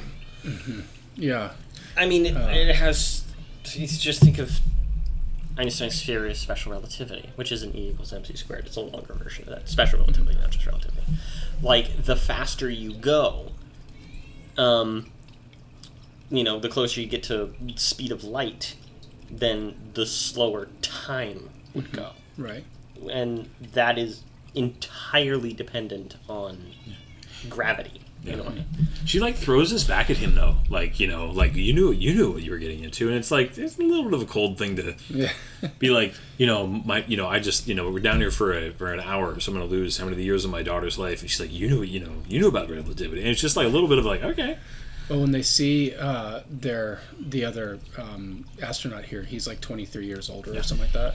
Mm-hmm. This is also a legitimately a dad wrote that, or somebody who at least understood a dad, because it's yes. Yeah. Although again, this is 45 minutes, apparently, that's gone by. That's one thing, like because they say 45 minutes to an hour earlier, how long it's going to take to clear the engines. Yeah. They have that conversation for 5 minutes. So we actually have a little bit of a time jump there. I mean, I don't hate it, but there is definitely a little bit of a, like, we're not going to obviously sit here. Yeah. I just really love the internal designs of this ship. Yeah. It just looks so good. It's everything I want from a spaceship. Yeah. Woo! We're surfing. See, here's your surfing. You see Paxton Swayze on the outside of the spaceship. That's right. Riding that big wave in I don't know, Australia. I was thinking of Surf's Up, the surfing penguin Oh movie. yeah, Oh, it's a fun movie. There's just a chicken on a... No, he did. He's resting. His face He's is resting. like... He's resting. He's taking a nap. His face is covered by a helmet. Yeah, but he, like... This guy has listened to that cricket track a lot. Yeah, it's a good thing it was an MP3 file, so you could play it a lot, because that tape would have been broken. Oh, yeah. Do you think that he, like, slept? Well, Or do you think he was alive the whole time? Well, he says... He's a little Yeah, stretches. he said I did stretches, and then I was tempted to just not even set the wake-up timer. Mm-hmm. Yeah, he says it here. If we... I'm sorry. Dude! I'm sorry! Bad podcaster. I should have paid more attention when I watched it last. Did you just call him a podcaster? I mean, I do kind of go to the bathroom. And I mean, to all of a sudden find out, like, I just spent that much of my time up here, and to have them come back and be like, yeah, it was all for nothing. Yeah. Could you... Oh. Like, I hate wasting time. That Waste just- 23 years. And then, of course, this famous, I do like the idea that they do talk about the fact that he did, he kept studying things, he kept trying to do, he did what he could. Mm-hmm. That's what a good scientist would do. Yep. But man, him get lonely. So, but his time is in a sense a failure too, because he can't access the information in the black hole. So, Yeah. There's both missions have sort of fallen on their faces. Yeah. And Oh, this is the this famous is scene. This sequence here is just... I don't even want to watch it because it's going to make me sad. Mm-hmm. Like, he's got his son, and, like, you see the son evolve yeah. from hopeful and Yeah. hardworking into just the worst. Yeah. Like, his life is so bad. Well, and also finding out, that people have died, obviously. Like his, John Lithgow's character has That's right. died, Michael Caine's character has died. There's these... Which, of course, it would have. About to 23 die. Yeah. I think by this point Michael Caine's still alive, but John Lithgow is Well, passed. no, I think they flash back. Yeah. But maybe in right. real time at this point, Michael Caine would have been dead already. Yeah. But man, Matthew McConaughey, he really, again, memes aside, he really acted in this scene so well. Casey Affleck. Yeah. Just this. I don't even want to talk about it. It's gonna make me sad. Yeah. The last one though, where he says, I've basically been told, I should just stop even sending these. Mm-hmm. It's just Because he's just sending it out into the darkness. nothing. Yep. Well, and then can you imagine though, for 23 years, like how long human beings can only maintain Right. without some feedback. Yeah. It is incredibly difficult for us to, yeah. It's just like they just showed the sun. They just had the whole thing, and it immediately jumps to, yeah, my son died, and Grandpa's dead too. Yeah. Like, It's a lot. imagine absorbing all of that in a course of what 15 Well, and minutes? that's where I love that Matthew McConaughey, the arc he goes through, where he's like very much, and then he kind of calms back down, and then it goes back. It's like this.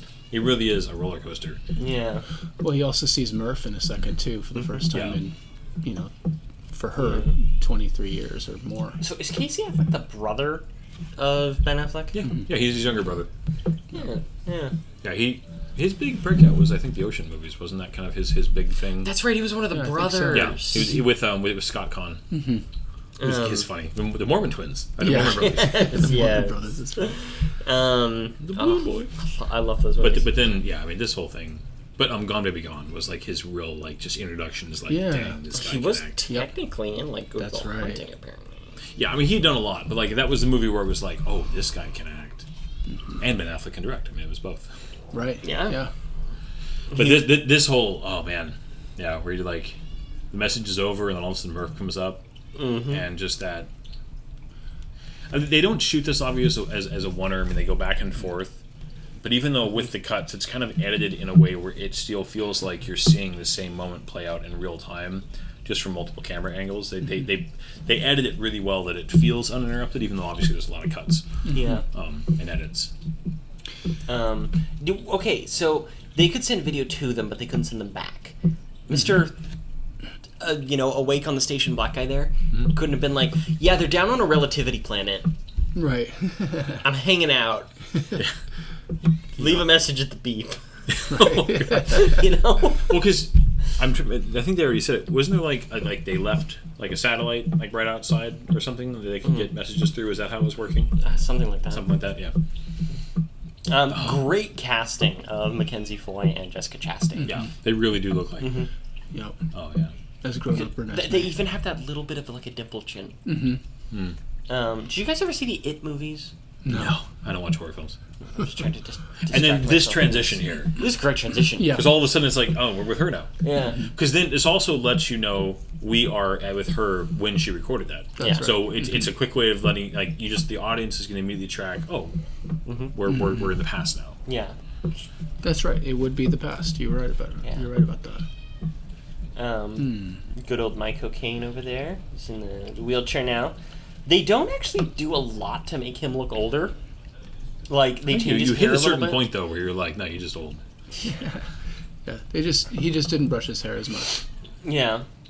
But he's more stooped. His Yeah. head's not held up as high. I mean, his mannerisms definitely sell that it's been a while. Yeah. His beard's grown out more.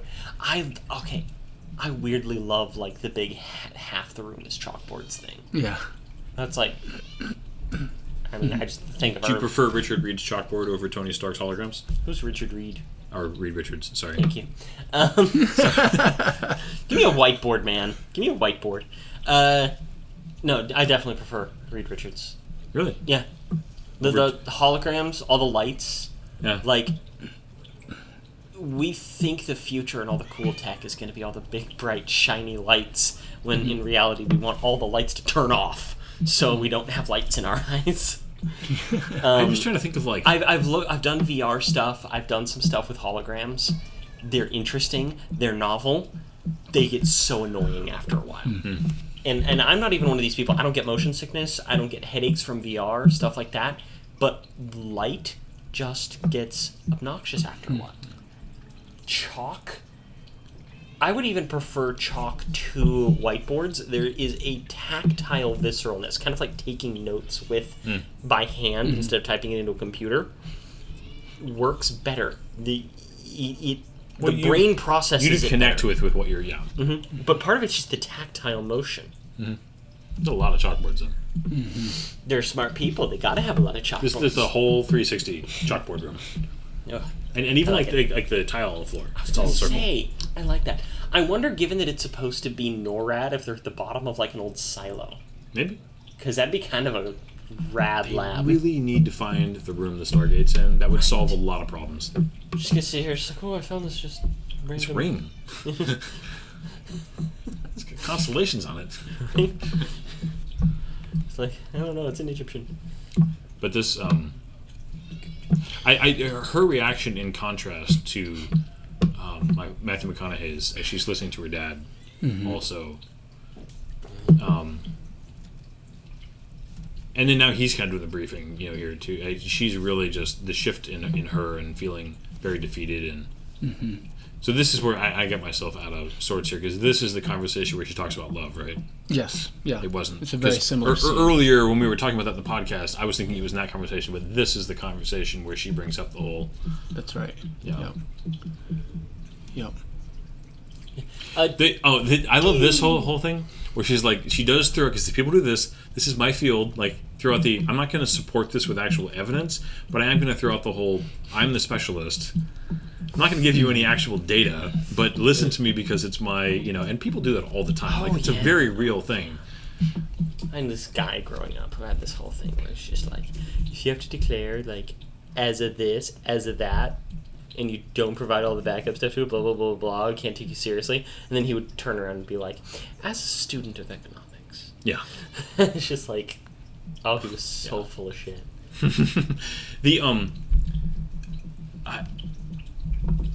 I really appreciated when this movie came out too. That it was one of the first times I've ever heard in anything pop culture or film actually expand on Murphy's Law and state it more correctly. Yeah. Because Murphy's Law has always been talking about just bad stuff. Anything that can go wrong will go wrong. Yeah, Instead which of is- anything that can happen will happen. That is part of Murphy's Law, but it's just all possibilities eventually, given enough time, will occur.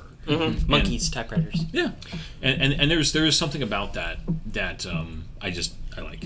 Well, I think over time, having watched this movie several times, I think that principle becomes such an important aspect of this movie, because what they're doing is they're taking initiative beyond what can happen will happen. They're trying to they're trying to lean the odds one direction or the other, and so you get several examples of that throughout the movie. One of them being later on when Matt Damon's character is trying to break the helmet of Matthew Damon's in this McConaughey. movie?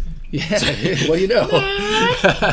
Gotta rescue him. Sorry. It's the one big spoiler that I just gave. We've been talking about the end of the movie, but that's the spoiler. But he goes, there's a 50% chance you could break your helmet. And basically he's like, I've got to take that chance. So it's like, that's the same idea. It's this 50% chance of anything, but we're trying to lean our chances one direction or the other. Honestly, this is a monologue here. It's been on for a while. It is good. It reminds me of almost like an Andor monologue.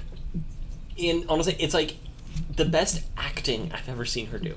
I really liked her in Les Miserables. She won an Oscar for that. But even then, there's this excessive melodrama to it because it's a musical. That's what you're supposed to do. I don't know. I think this is her best acting that I've seen her do. Yeah. Of course, outside of Princess Diaries. The Princess Diaries. Ella Enchanted. That's the one. Ella Enchanted. Ella Enchanted. I know that because my kids watched it the other day. What is Ella Enchanted? It's a movie with her in it. She's very young. Oh my gosh. All right. I don't know. I think one of the reasons I don't like her is because the first thing I ever saw her in, I didn't even mean to. I was literally flipping through the channels, and it was apparently some comedic moment in some raunchy comedy, and she just pulls her boob out and has it hanging around as she's talking, and I'm like, this feels weird. Let's go to the I feel next. like I came to a very private moment here. Yeah. Jump back to Earth. Man, the production design here on him looks good. Of just his beard, he's a little dirty. Like his hat. If you go meet a farmer, that's their clothes look like that. It's all rough around the edges with a cheese cleaner. There's just their that. Carhartts. Yeah. He really does look And like then an older even this whole thing of too. throw the towel back over the water. Yeah. Yeah. Is all the Cornbread. Yeah, everything's corn. Corn muffins. They named their son Coop after their dad. Oh, yeah. Topher right. Grace just kind of appears in this movie too. Oh, It's that's right. He just randomly appears as somebody who's just working with her. I think he just wanted to work with Christopher Nolan. I don't blame him. Topher Grace. Most people think of that 70s show and stuff. I think of Predators. Oh, he's He plays the that serial psychopath. killer? Yeah, So good. Yeah. He's a better actor than people give him credit for. But Do you he's know what his hobbies? no, He's an editor. really. He likes to edit movies. He edited the prequel trilogy of Star Wars down to a 3-hour movie. He edited The Hobbit down to a Tolkien cut. I want to see that. Yeah, and apparently he's really good at it. He would put them online, on Pirate Bay and stuff like that. But he just likes doing stuff like that, and I don't know. He uses it to decompress. I guess that he did one movie. I'm not sure which it was, but it was really emotionally trying on him, and his recovery was just sitting there editing the Hobbit movies. Interesting. Yeah, but he's good. Genuinely, I don't think I've ever seen him give a bad performance. Even the underwhelming Spider-Man 3 performance, he did what they asked him to do. Yeah. Yeah. And some of the motions, when he's getting fired, and he's like, I need this job. Yeah. You believe it. And There is. Yeah. And he looks normal, in this. They just let him be just a dude. Just Yeah. in a collared shirt with a, one of those name tags that says, I belong here. a lanyard. Lanyard.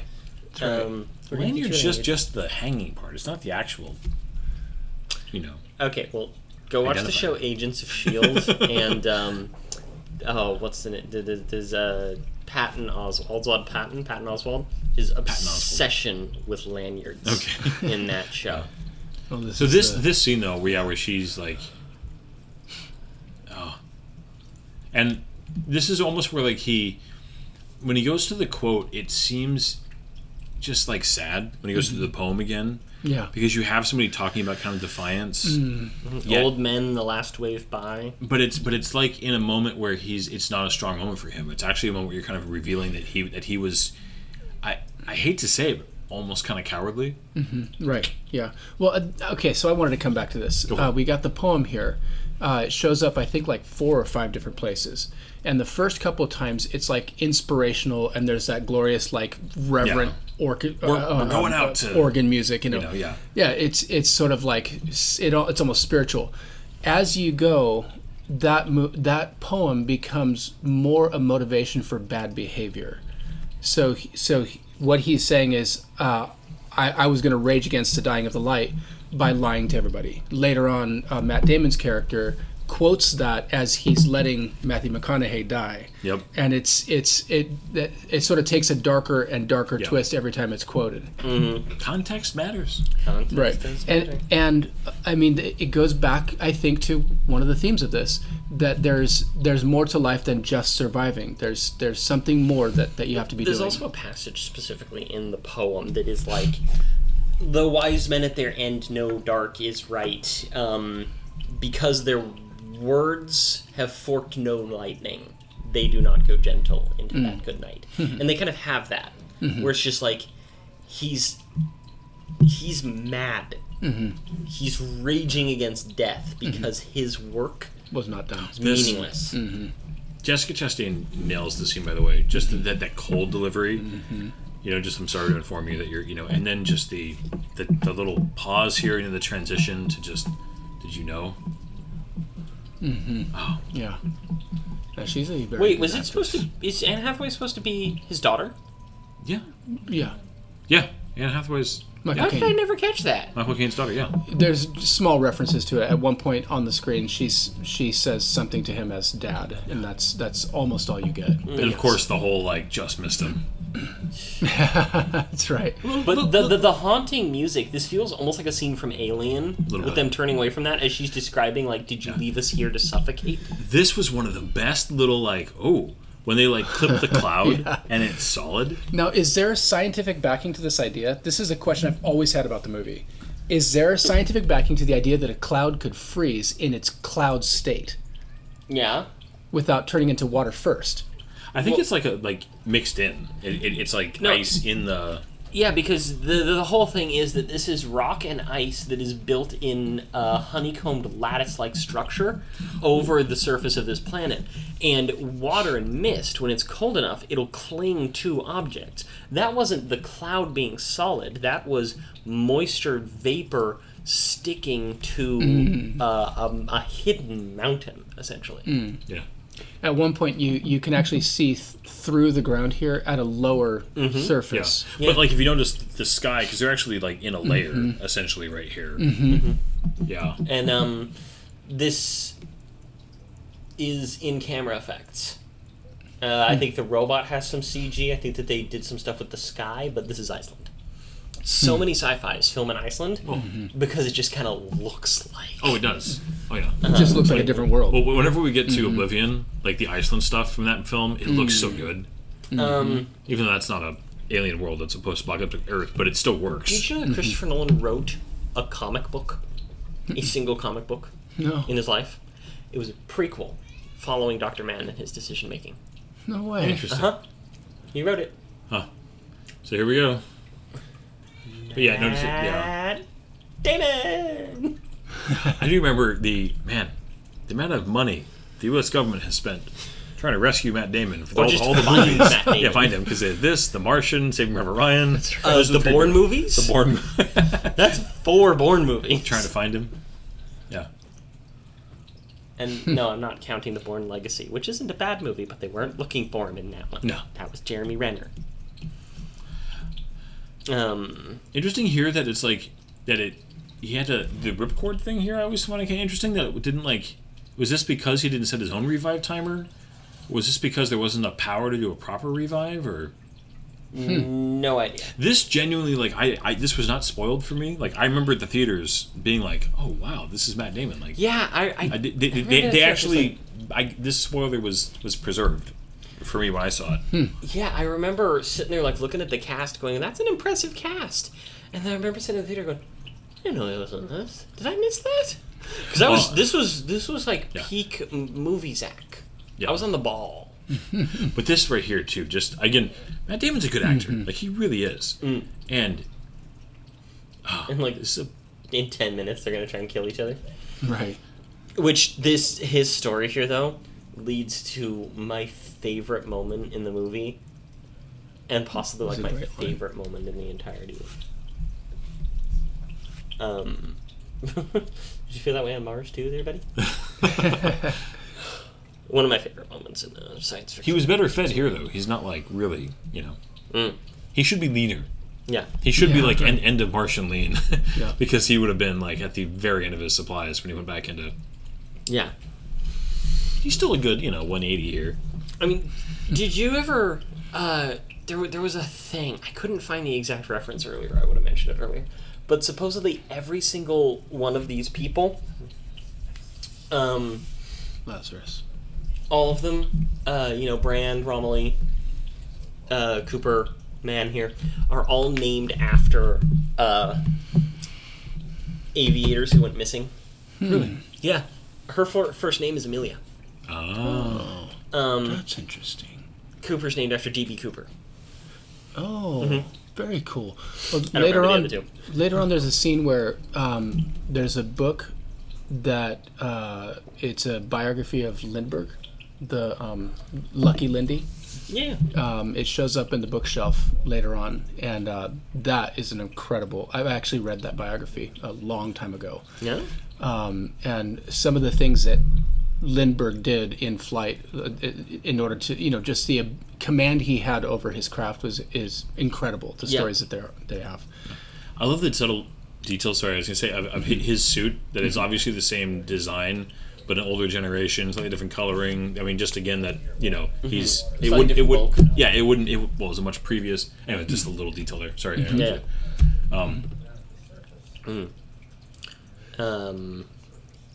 Yeah, the bookshelf has all kinds of cool stuff. There's a lot of references in there. But I think Cooper is sort of designed a little bit after Charles Lindbergh, because there's number one, he was famous for his very long flight. I think he was the guy that flew around the world first, right? I thought Lindbergh was transatlantic. Transatlantic. Solo transatlantic. That's it. Okay, but he also has this story where I think one of his wings broke, and he was able to adjust and land the plane. Pretty amazing story, but Cooper has the same kind of intuition in mid-flight. Are you talking about when he's docking? No, that's I think that's Armstrong. Yeah, yeah. Oh, it's like I said, it is one of my absolute favorite moments in all the science fiction. So okay, there's no time dilation happening on this planet though, No, I don't believe so. because it takes they've gone down, they've woken him up, they've had a conversation, they've walked out, done a bunch of stuff, come back, and the message that they showed that came in as they were flying down is just now getting relayed, even though they showed TARS seeing it come in right then. So there's randomly a day or something here, or at least a good Maybe couple. she's been busy and hasn't checked her messages. Well, TARS walked up, and was like, "Hey, I've got a message for you." Well, maybe the other scene is real time. Maybe. I mean, this is a minor thing. It's just something I noticed, that they made a point of showing that they just missed it earlier. Right. Yeah. But Well, they didn't let this maybe message he get didn't to. have an upload. Maybe. He had to connect. Maybe they were out of orbit. Yeah, possibly using. They'd come around the other side. Yeah. Yeah. This is. Ooh. The bitterness. She's so bitter. Oh. if you guys can't watch this movie, you really should, because it hurts. But again, this is part of the reason why I consider this movie kind of exhausting. Because the not only with just the intensity and the grandeur of it and the mind bending, but also the emotional whiplash that you experience with this whole thing. Well, this whole, and just immediately, I like that Matthew McConaughey plays this kind of cold, almost where he's just like processing. Mm-hmm. Like, wait a minute, okay. Trying to survive the moment. Mm-hmm. Yeah, and I think he's immediately going into like, okay, what is the plan now? Like, I think he's kind of doing the dad guy thing, just like, all right, we are. Yeah. What's next? Yeah. Yeah. Solve the problem. Yeah. Yep. And then as soon as people are being told like, oh no, we're just gonna abandon everybody. We're just gonna do the plan B. Mm-hmm. He's like, no. This is Matt Damon's second highest grossing film ever. Whoa. The first is Oppenheimer. Yeah. Really? Oppenheimer. Well, he's been in a lot of very successful films, but he's not like in blockbusters. There's a lot of. Brad Pitt came to mind with F1 being a very successful film. He's not been in massively, high-grossing movies. Just a lot of movies that are very well regarded. So he's and cultural touchstones. Yeah. I should say. Mm-hmm. Yeah. Yep. Well, this has got to be Matthew McConaughey's biggest. No, gotta be. Probably. Yeah. Gotta be. It's just that you don't really think of Matthew McConaughey as a blockbuster actor, but especially because of the Bourne and Oceans movies, you think of Matt Damon as a blockbuster. And those movies did well, but in the context of like, hundreds and hundreds of millions of dollars, they weren't like that. Yeah. Interesting here that they kind of insight here too. McMahon is almost immediately defending the decision, which is a little immediate insight into kind of how he processes and how he's thinking. Yeah, he's selfish and self-aggrandizing. And this is true though. That empathy rarely extends beyond our line of sight. Mm-hmm. Like that is a real human thing where it is very difficult to be empathetic for people that we've never seen. Mm-hmm. Yeah, it's crazy. Yeah, it's destroy his own. He made an incredible sacrifice. It's like that's hard because again, from a cold kind of academic point of view, he's not wrong, but you actually exercise that point of view and like live that way, and it's horrific. Yeah, it would be my cat. There's a few of them running around here. Yeah. This whole sequence is played out really well. Because you get the transmission, you have the processing of information, then you have the perspectives that are brought in, and just it's just a really well done. I also love the parallel here between the cold hard decision done by Michael Caine and then the cold hard decision she's about to make for survival of her family. Yeah. I think that's. It's not an accident. They're merging these kinds of hard decisions. Yeah. And there was something I was going to say on that. I don't remember. Oh, I loved Matthew McConaughey's performance during that area when you're realizing that they shouldn't have come to that planet, right? Yeah. And you described it as him being in that dad mode. How do you fix it? And he's moving in this very bobbing, almost twitching way, like he's aching to do something, to act, and he can't. Yeah. I love it. Oh yeah, it's.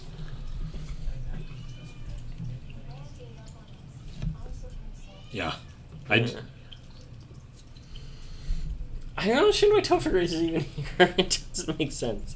Well, I think they needed to give her somebody to talk to, and having a little bit. It's just I think if they didn't give her anybody, if Michael Caine did pass in the story when he did, and she was then alone, you would either have to have her be talking to herself, or have some. I think it makes sense to just put somebody there. Yeah. To give her somebody to. So she's not so we're not having to go to a voiceover or some kind of a just to explain her thoughts. Yeah, she just pops up out of nowhere. I guess she does. It's a little abrupt for me. It is abrupt, but given the amount of time, yes. But this whole movie is full of recognizable actors. But given the amount of time that's gone by, it's definitely not crazy that she would have found somebody. Because there are a couple. They haven't told you yet, but they kind of give you more later. Yeah, that makes sense. Why wouldn't you? You'd find somebody to, even if you weren't madly in love, just companionship would be a big deal. Yeah. It's interesting. Did you know that Matthew McConaughey's kids are in this? Really? No. Yeah. They're towards the end. I was just... Are they like Going over in my the notes. group around the old Murph at the end? Oh, interesting. Do you guys like do you guys know about the theory about the ending of this movie? About the ending? Yeah.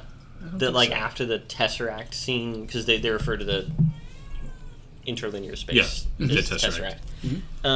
That's not the Space Stone? It's not the Space Stone. It wasn't in Iron Man either. Or Thor. No. Captain America, first Avenger. Captain America. I'm like, I'm like, I'm going to get there eventually. I'm just going to sit listing Phase 1 films.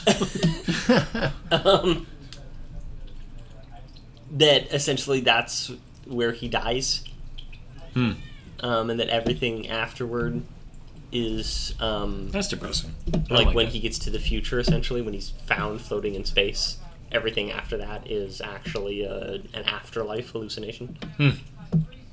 I don't think so. That's interesting. Yeah. Yeah. But I'm- there's reasons to believe it, and I'll point it out when we get there. Oh, okay. Okay. I'm curious. I wanted to think like, do you think this is a reference to The Martian?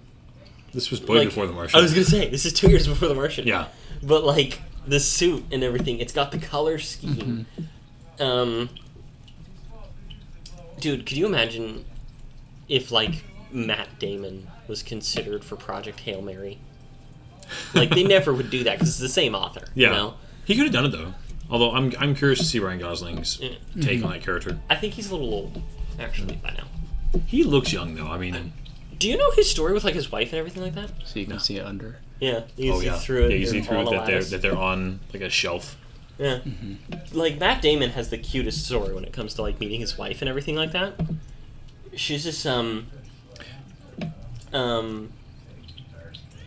she didn't know who he was, and it was when he, like, spiked in popularity after Good Will Hunting. And people, like, paparazzi were, like, following him around and stuff. And she was a immigrant from... I want to say Central California, Central America somewhere, into California. And he just, like, goes into a diner and hides behind the counter for a second just to get away from people. And she was a waitress there, and she's just like, you're either working or leaving. And so he went and washed dishes and asked her out on a date, and they've been married. Nice. And he's just one of those low-key celebrities, you know? Yeah. Yeah, in interviews, he's usually right. So, okay, we do have... Again, it's a nitpick, because I like this movie very, very much. I do not like the plot device of the little antenna thing in their helmet that just, like, pops out. That he like, loses his comms when you hold the little... It's, like, in this vulnerable spot. It's right there. It's not built into the suits. That there... It's just... It's a very convenient plot device to, like... I pulled this thing off and I throw it and now you don't have any comms. It's like the worst spacesuit design of, like... There's nothing just built into this thing. Yeah. There's no and comms are like you would have 3 redundancies on that. Like a NASA spacesuit would never, ever be designed with one comm thing that could be that easily just Detached. like detached Well, and killed. It just I was gonna say it flies in the face of the engineering. I actually I agree with there wouldn't be redundancies. I disagree with it wouldn't be that easily detachable because it would be something that you would need to be able to replace quickly and efficiently because those are going to be some of the most difficult to maintain things because integrating it fully into a suit that's going to have like radiation shielding is going to prevent signals from The getting antenna out. maybe. So it needs to be the comm unit would need to be kind of on the outside or else it's not going to work correctly. So you need to be able to replace it. Yeah, but again, you're talking about an antenna, not the whole thing. Although Communications equipment, like the antenna thing, depends on the. Okay. I think you're not thinking about like the difficulty of space, I guess, and the need to. I've read a lot of NASA stuff, and it's you know maybe I'm overcomplicating it. That's probably it's. I mean, I think it was one of those where they needed. I mean, I appreciate that they did telegraph it a little bit with the showing him hit it to talk to the ship coming in, so it's not out of nowhere. But it also, I feel like Nolan was like, well, why wouldn't he just radio for help? Right. We got to solve that problem. So let's write in a mechanical way for the whole it looks cool, but being accurate with that would be you would have to practice. You would really have to practice to get like, I'm going to arrest. Now, I like the idea of it being like, here, you know, I can fly like Iron Man. But being able to like land gently, it'd be interesting. I don't know. I mean, like, it's not impossible, but you would definitely need to practice because, man, you could really be off a little bit and throw yourself into the ground accidentally, or What was that? just like, oh, What are you doing? Bye. I do enjoy the editing here, as like they don't let the fight just play out. And he's so mad. But yeah, the idea of the dust thing is fascinating because if you had this blight that was killing plant life, you would have massive deserts of just dirt and dust. And like, Ow. like kicking him while he's down. It's a stinky move. Right? Well, and Scary. It did seem like such an odd editing choice, going back and forth between this moment of like, doctor checking on the kids and then fight on another planet. Think about this situation in terms of like, oh, here's this lady trying to help her nephew because he's obviously sick from dust. Let's interpose that with a fist fight on a planet on the other side of the universe. I do appreciate that this is a fight where realistically, because fighting is exhausting. The idea of like people fighting at like full, for like these long drawn outs, like human beings don't do that, and especially in a spacesuit, Right? you'd be freaking tired. One of the most really realistic melee fights I have ever seen in a movie was in the first Jack Reacher movie with Tom Cruise. He and Jai Courtney go at it for like couple seconds, a few like Krav Maga things, a couple strikes, and then they're just like in the mud, exhausted, and it devolves into just like a tackle fest. Yeah, just grappling. Yeah. Yeah. I do feel like Matthew McConaughey, his Coop is a little passive at the beginning of that conversation where like man's talking and he's tired, but he's kind of just like waiting. Instead of like, I feel like you could have still had it turn into a fight, but he should have like been trying to like get in and try to get Matt Damon's Kong thing. Like he should have been trying to get it, and it would have been like, it was odd that Matt Damon's man was able to like kind of stand up and keep talking and kind of walk towards him, and there's no reaction from Coop. It's odd. I mean, because you still could have had it devolve into exactly what happened. Yeah. But Coop is a little weirdly passive because he's not a passive character in this movie. Right. And he's smart. Yeah. So I do kind of like this interstellar intercutting of like she's sitting there talking about this is a realistic fight. We're just rolling around. Dad left us here to die. Dad abandoned us. He didn't fight, essentially. And then here he is fighting for them on the other side of the universe.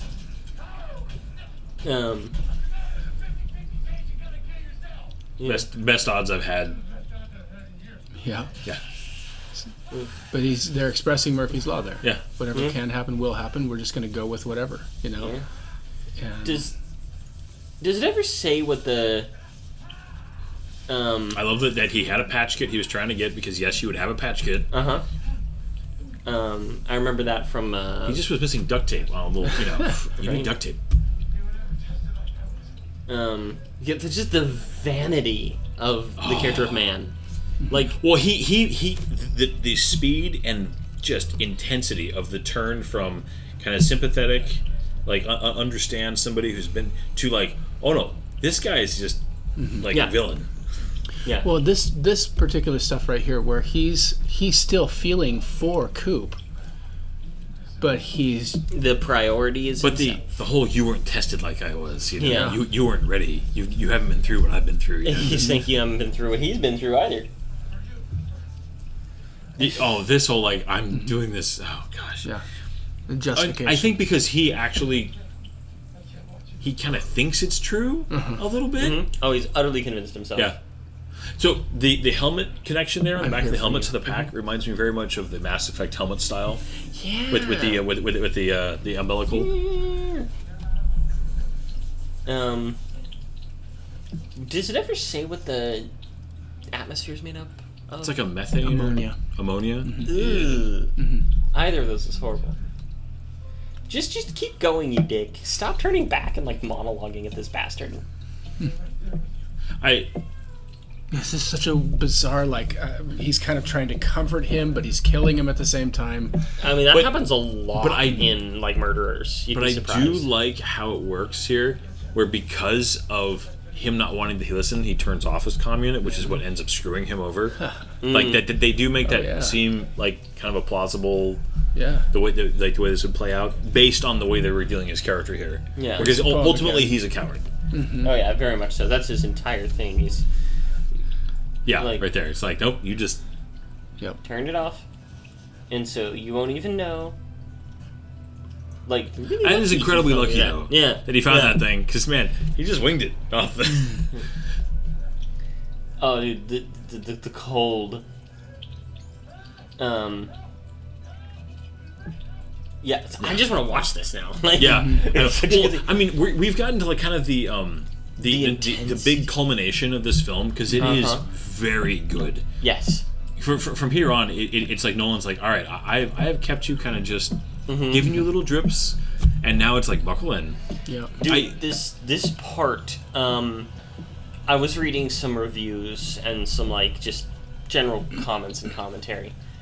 And this shot. Cool. Oh, yeah, So cool. Showing these just ice layers. That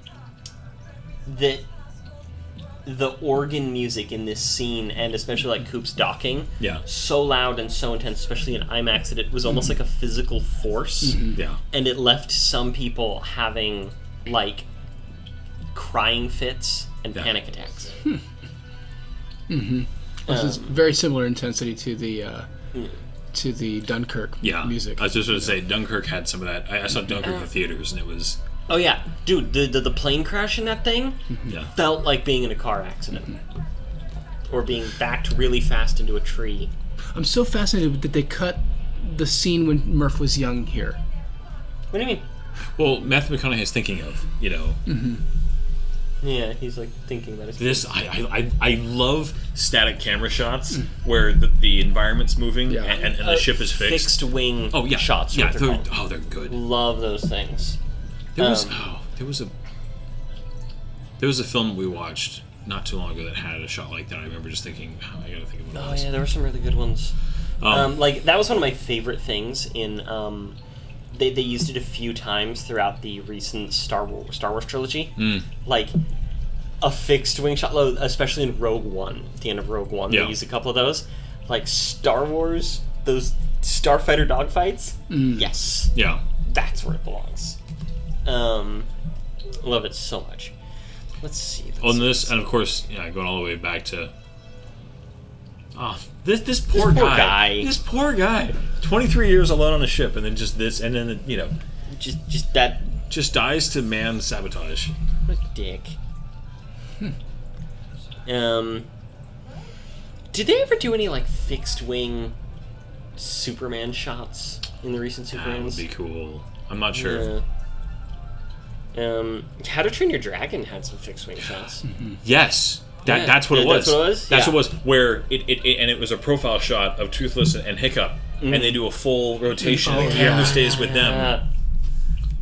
Oh man. I forgot. What is it just exploded? His habitat from he had sabotaged his robot. Oh right. That's the one that was Kip. Little Kipper. Again, it's so interesting that there's all-out decisions being made here, and she makes a hard decision as well. Yeah, because I couldn't figure out what was going on the first time I saw it. I was too focused on what was going on the planet. I wasn't paying attention to her stuff. I'm like, why is she driving into a cornfield? Why is she burning corn? I'm like, oh, she wants her nephew and her brother and his family to survive, but they're going to die from sickness because of the dust if they stay at the farm. So she makes the hard decision because they won't leave. Yeah. So she just goes out and burns the corn so that they can't stay. So they have no reason to stay. It's I love brutal. This where Tars comes out of the wreckage. Yeah. It's a good shot. Yeah, the way that the thing just like gallops. So the It reminds me of Kit Kats. I was supposed to say the only thing that this, unfortunately, because it's such a, especially with kids the age they were when this came out, is very Minecraft. Yes, it's so true. I mean, because it's all about blocky. So like the creepers in Minecraft, Creepers, yeah. that specific shot where all four are moving, that's very just immediately that's a Minecraft. It makes me think of a Kit Kat bar. Yeah, I mean, he is Maronius. Yeah, It's actively Marinius. But yeah, her hard decision, I think, is interestingly superimposed over the hard decision that man was making. But man's not making the right decision. No. You know. But also, like, you see Cooper make the hard decisions. Yeah. Coming up here, like with the docking and everything like that. man. That's more of a hard. That's more difficult. Like difficult skill level, you know. Where I think the other. What's your trust setting lower than yours? Freaking sarcastic robot. It's just. It's an old trope, but it's a favorite. Sarcastic robot. That's a great idea. It's just the line earlier in the movie. Yeah. I also we didn't point it out. The but gimbal. Yeah, and they've had it all along. But yeah, that they all. Oh, sorry, not gimbal. Gyroscope. But yeah, that the to stay, because a lot of times the ship and they're all almost facing straight out the windows. Yeah, a gimbal or gyroscopic control system on a spacecraft would be amazing. I worry about like the delicacy of hydraulic systems. That's one of my main thing. But man, I love it. Because it'd be so useful. Like, okay, Book of Boba Fett has the interior of the Slave One ship, and it's a sphere that's moving around the whole time. And I loved the design so much. It looked so good. It looked so cool. And it would be really useful for the interior of a spacecraft. And being able to just kind of have that omnidirectional control available. And not have to worry about different landing types and things. For me, anyways, this whole sequence, I know this is like famously a good sequence, so I'm not saying anything, revolutionary here, is an example of perfect pacing. Because it's not super fast, but the score... The especially the lack of sound again as the docking clamps are doing their little kind of like trying to dock, and the back and forth, his obnoxious little speech, dude, the vanity of the character, just I can't get over it. Well, also that docking scene, I always think of the like weird kind of worrisome horns from the jammed missile in Independence Day. At the end when it's just like, oh, I've got missiles left. Oh, it's jammed. And it's like, womp, womp, womp, womp, like a more serious version of the womp, womp, womp, womp. And so whenever I see the failed docking ring, I always think of it for some reason. Like, this looks super janky, right? But this is how... It looks exactly like... If you look at camera footage of the command module grabbing the LEM, back in the Apollo mission, this is exactly what it looked like. Because the thrusters, you're moving in a very unnatural. We're so used to movement based in gravity and wind resistance. Yeah. Well, just that little womp womp womp womp, and he's just like, I don't care.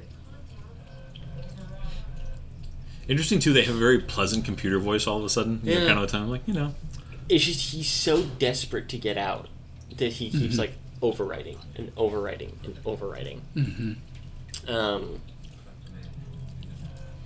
Well, this is what I mean. This is going back to the theme of survival, and he's doing whatever he can to rage against the dying of the light. Right? That he's quoting that as he's leaving man. So he's doing whatever he can.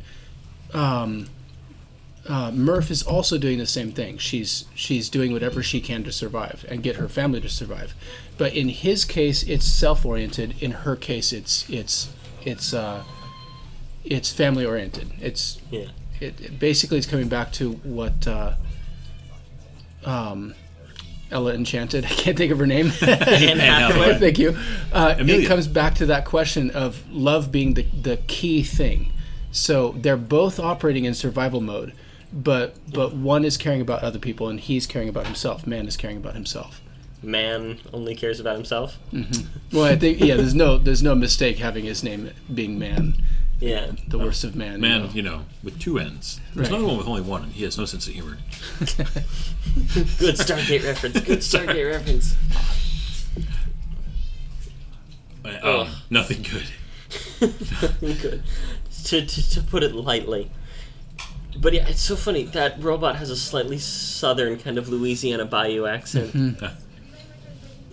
Well, and just the idea if you're like, okay, no, this is about to go bad, and they again the urgency of like we're going to accelerate now, we're going to the pacing, the way this is edited, I would love to have like sat in the room and like haven't, because editing is one of those things that right here,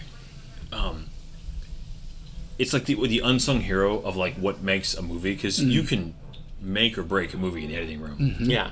And Yep, there it is. Yep. turn off the alarm. There is a moment. And there's There the it moment. is. And like there's the quiet, and then you see the lander just like such a cool ship. Boom. Oh, right there. Yeah. By what is that? 1 o'clock? Yep.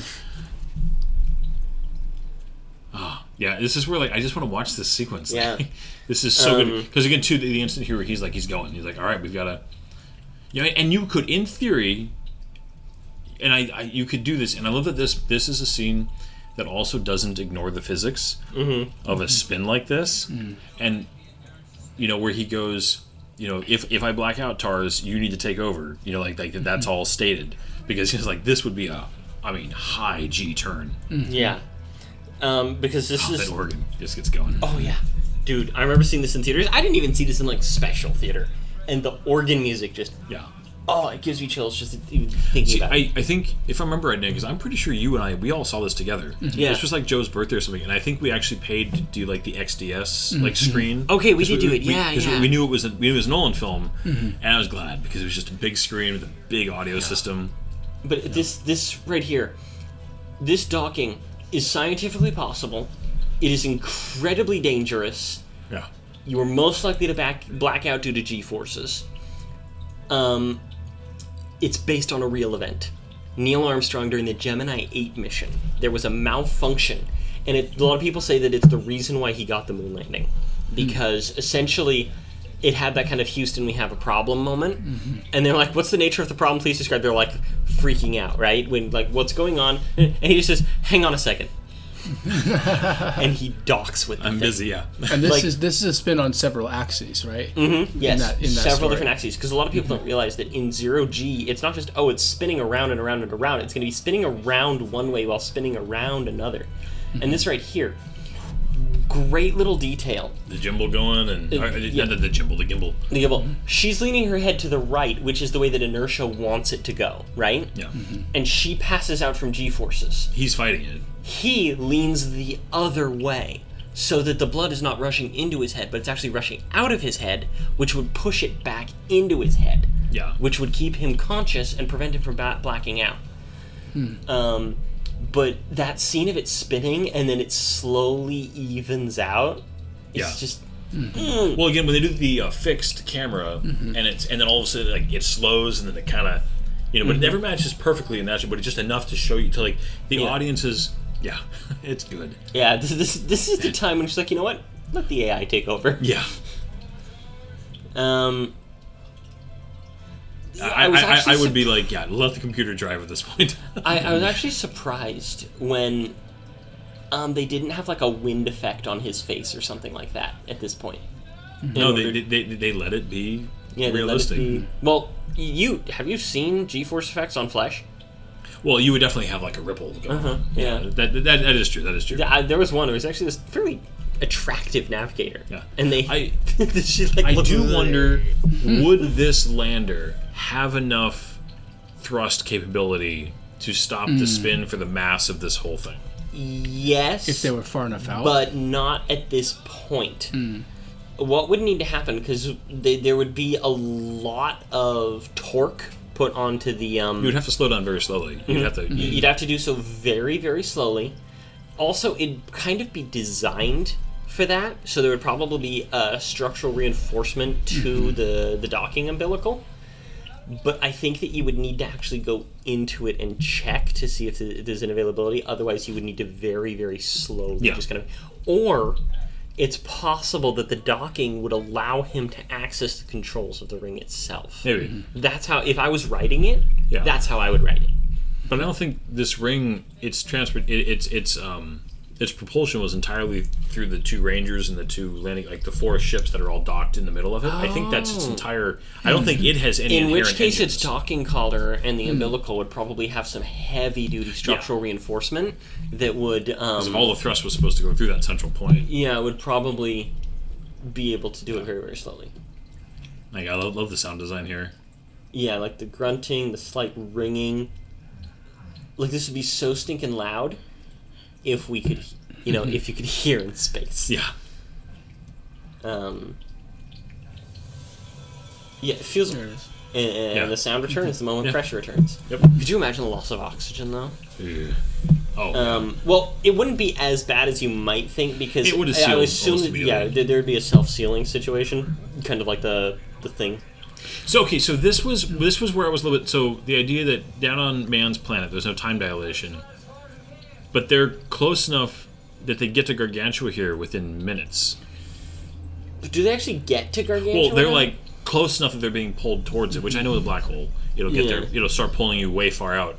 But that they must have been right on the edge, and there might be when they're talking about all the different planetary options, they might have actually covered this. But it is one of those like, it was right there. Yeah. God, the design of Gargantua though, Oh, absolutely yeah. incredible. Yeah, Have we talked about that yet? You should tell us about that. So the design of Gargantua as a black hole. Most black holes in science fiction have been depicted as kind of a 2D black hole with things going into it. The one that immediately comes to mind was used in an episode of Stargate Atlantis. Actually, it might have been SG-1 where they just went to Atlantis. It was one of those. There was SG-1 where they went to a planet and it was off in like the horizon because there's that one. Things Yes. were being sucked through. That is an excellent episode. It involves time dilation. Yes. No, this was a specific episode. It was during the Ori arc. They use it to destroy the super gates, and it ended up destroying the 2 Wraith hives as well. But it's depicted as like a flat black with this like a blue wave almost like going towards it, which is fine. It's a black hole, but Dr. Kip Thorne and Sir Christopher Nolan, I don't know why I decided to give them titles there, wanted it to be as realistic as possible, but nobody knows what a black hole looks like. So they do this whole thing where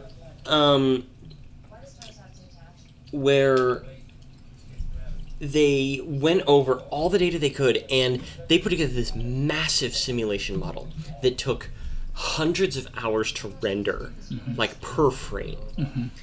If they didn't have multiple server farms working on this thing all at the same time, it would have taken something like decades to render. Sorry, you broke up a little bit there. So it was like, who were you? Sorry, it was just he finds moments to get tiny bits of humor in without it disrupting. But anyways, tell us more about. But they modeled this thing as best they could, and with all the data that they had, and essentially it changed astrophysics because not 2-3 years after this movie came out, or 5 years after this movie came out, they were able to get the first real kind of purported image of what a black hole would look like using mass radio spectrometry stuff, and it looked just like this. Yeah. Kip Thorne wrote a book on the science of Interstellar, and then he wrote a paper involving black hole using the data that they got from the creation of this black hole in the simulation engine, and he won a Nobel Prize for it. Nice. Like this is a genuine scientific achievement.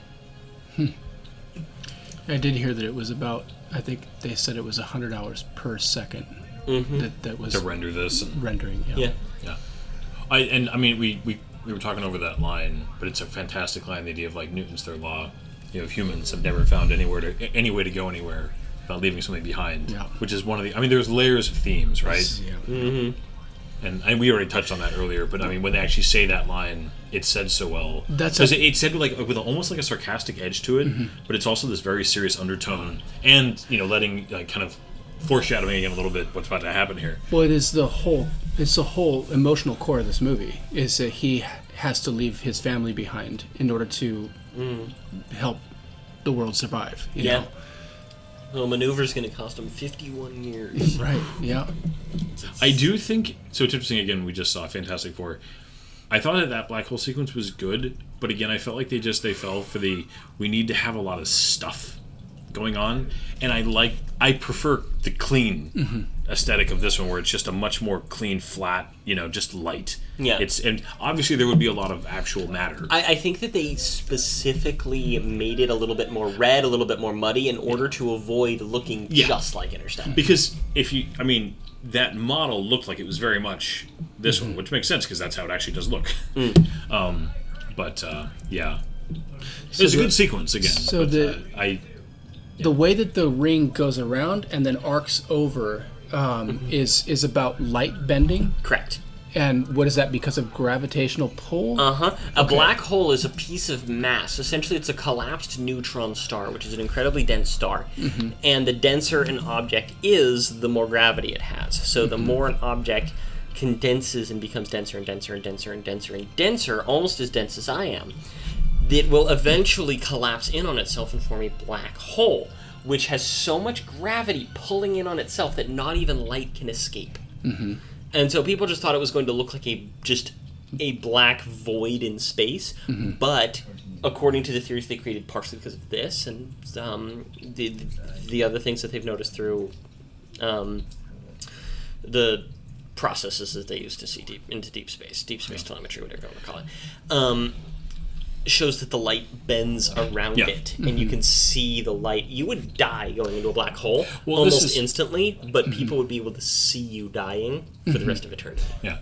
Well, this is where I remember in a couple different interviews where they say basically as soon as he goes into a black hole, this is where we don't have any data to even we're guessing a little bit because there's just no way to know. I mean, have you heard the Stephen Hawking's theories of spaghettification? Yeah. Sounds like the worst way to die imaginable.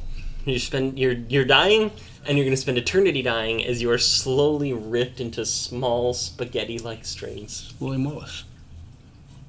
William Wallace. And this is where I think, I know that this is where a lot of people have a problem. I never minded this because again, it's really well shot. It's well paced. The emotional beats are there, and I've always actually liked, one of my favorite things in science fiction is when you transition into, we can't explain it, we have no idea, but it has to be there, and so we're just going to kind of guess. And there's something just about the pure imagination that I don't mind, and I think it's because the rest of the movie felt so grounded that it's kind of jarring. But I both understand why people would have a problem with this part of the film, but it never has bothered me. No, the moment that they started to get into this, I'm like, oh, okay, this is an Arthur C. Clarke story. Yeah. This just feels so much like an homage to 2001, but it's not just an homage to 2001. It's like all of those things, and especially Arthur C. Clarke and Larry Niven. Larry Niven being the author of things like Ringworld, and Ringworld being the inspiration for things like Halo. Dude, I know that you could never do this visually because it wouldn't work, but there would be no light. You wouldn't be able to see anything. Right, yeah. I mean, why not? If light is being pulled in there, why wouldn't the light exist? Would it? But Who knows? Where's the... you're right, we have no idea. Where's the light source? Like, where's your reference point for, like... I imagine almost like if it was down to a singular point, right? What's coming through the bookshelf? Yeah. It's like the light would be curving inward all the way down into the center because it moves with both particles and waves, right? Yeah. So he's following gravity through time, which is what she was talking about before. Defying gravity. But they also... we get into the idea that this is artificially constructed by us in the future in order to save ourselves. Yeah. Yes. But without doing the arrival thing of establishing that this is a predestination, Yeah. universe. Although he does send the message back to get himself here. So there is a bit But of he's that. only But it able to create- send the message because he was in a... Right, When there's a did loop. humanity originate the loop, or did humanity originate the loop? Right, yeah. Is this future humans, or Well, because that's right. He says it's us, but he could just be guessing. he could just be guessing? Because if there was an alien race who could see what humanity's doing, they could see humanity's potential, but they also see that their planet is dying. But they have some technology. You just give them that thing they need to survive, and if they can get it, great. If they can't, tough titties. So another thing I love about this is that he becomes several different types of creatures throughout this thing. He's a poltergeist, he's a ghost, and he's interdimensional by the end of this movie. Technically, all of those things are the same thing. Right. Yeah. Yeah. He's never an alien, but those are all terminologies that are used for the spiritual. And What are I you gonna think call it? that's just an interesting thing about this is that he just had his Star Child scene from 2001. Yeah. And that's thematic for becoming something bigger Yeah. in 2001. So It's a crazy design, by the way. Just Yeah. all the lines and just the depth, like kind of the Hall of Mirrors effect thing going on here. Yeah. Which is why they call it the Tesseract. in That the Tesseract is a geometrical shape. in some way, I think that this is something about spiritual transcendence. Well, they are. I mean, isn't this the movie saying it's concluding that she was right? That love is Yes. a tangible, real thing that does connect us through Yes. time and space. I mean, that's what this is supposed Yeah, to do. because right? even if it was aliens, even if it was future humans, they wouldn't necessarily know exactly who was going back to what and when. So they would have to have designed this so that it would connect whoever enters to the person that they are Yeah. most connected to via love. Yes, Yeah. right. So she's ultimately proven right. And she is ultimately proven right. Which is the It point. is Yeah, this is the power of love, yeah. Oh, as Yeah. Huey Lewis put it. it's Back to the Future. Sir Arthur Conan Doyle, gotta love that. I like that rocket ship. I don't know what it's from. So I think it's that she's kind of recreating with her memory of how the books were. I guess, yeah. I think, I don't know. or she just starts, He's like, I want to get beat up again. We gotta go. There's an angry man in a truck coming for me. Yeah. Oh. Oh? So this is a scene where, like, again, the emotional impact of this, it does get me almost every time. It's just it's the desperation, kind of that you're seeing things come, and you're a good filmmaker does this where you are emotionally with the character and what he's feeling and the desperation and the panic and the wait a minute, I'm just and it's effective. It's Yeah. Well, and like you were saying, Brian, it comes back to the fact that this scene is about love. Yeah. It's not about gravity. It's not about interdimensional. It's about his desire not to have left in that moment. And this is where it kind of loses me. Because I don't like what Power can be of love. described as the psychedelic. Ah. I get that there's the filmmakers out there like him who are just like, go with it, figure it out, like have your moment with it, and it's up to you to kind of put the pieces together and have your own interpretation. I'm not the biggest fan of the whole have your own interpretation thing. Nolan does like that though. She's like, sometimes just tell me what you're thinking. It was handy that her notes were sitting here. I don't think it's entirely have your own interpretation. I think that he very subtly gives you all the little details that you need because he does have something in mind. Well, Well, I mean, But do you he think wants that you this to get is there. humans in the far future, or is it love? or aliens. This is him in the somewhat distant future. She's You'd be definitely pissed at 25 or yourself in this something. moment. But at the same time, why is he so pissed at himself in this movie? I think because he's just overcome by because I think right here he's just feeling the emotion as the scene plays through, and he reconnects with Tars over the radio, and he kind of realizes, okay, no, I can do something with this. He's not there yet. He's in the initial emotional, just surge of just like all this is wasted. Like and I'm just staring at my daughter, having to face everything that I gave up for nothing. Yeah, right. He's emotionally, saying, that's don't where he's go at. because Right I'm going to miss 25 years of your life. Like this was all for nothing. I should have just stayed and just had my life with her and just 96. Because right before he goes into the black hole, he's telling the other astronaut, "Hey, I'm going to go back home because it's all we've lost the whole thing. So let's just go home." Yeah. They saved us. So yeah, there's a lot of they here all of a sudden. Who is they? They is us. You see, this is why I think that I think that it's supposed to be, like he said, this is kind of a spiritual thing. I think that this is supposed to be not future humans. I think this is supposed to be like aliens, or not even necessarily aliens, but like interdimensional creatures, or even a form of God. Yeah. Because like they're intruding into our three-dimensional space from their fifth-dimensional reality. Right. Like, and maybe we have ascended Stargate style into a whole other realm of existence and can pass through time and space, and thus we are our own gods. That's very Arthur C. Clarke. Well, yeah, because Zach, I think that's the whole thing. They start the loop. That's when the loop starts. This is very subtly attached, at least maybe not teaching, but at least attached to like a spiritual ascendance.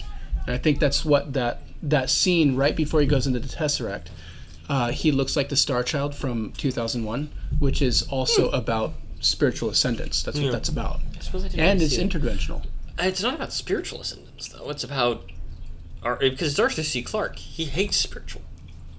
Like, I remember when he died, my dad, who's a pastor, came in. It's also Kubrick, though. No, that's true. Right. It's not just Arthur C. Clarke. It's Arthur C. Clarke through the lens of Kubrick, and Kubrick does things with the books. I mean, he changes it. When my dad, I remember my dad walking in. It's just like, my dad's a pastor. For those of you who don't know, so he is a spiritual man. Loves science fiction. Loves Arthur C. Clarke. Walked in there. It was just like, Arthur C. Clarke isn't an atheist anymore. This is the guy who wrote. This is the guy who wrote Childhood's End, which is the most atheist book ever written. And my mom was like, "Really? What happened? He died." Oh my gosh! Now this is so he's like, so he's giving them the coordinates to NASA here, to NORAD. Cheyenne Mountain, which is a real place. Oh yeah. NORAD is. Gravity. I brought myself here. That's. Sarah's gonna make Whenever you get into more dimensions, though, that's always something that is definitely a fuzzy sci-fi concept of like, all right, what is that actually? Yeah. Like when you propose the idea of, do you believe in God? No. Okay, do you believe in the potential for an extra-dimensional entity with technology eons beyond our own capable of creating their own spin on a simulation? It changes things. You just phrase it differently. This hurt my head seeing in theaters. And I felt like it was just going on for so stinking long. I'm like, although it's interesting, this is what was frustrating me as watching it. I was so tired of this scene by this time. It did go for a while. And the idea that he's got to find... Love, Towers, love.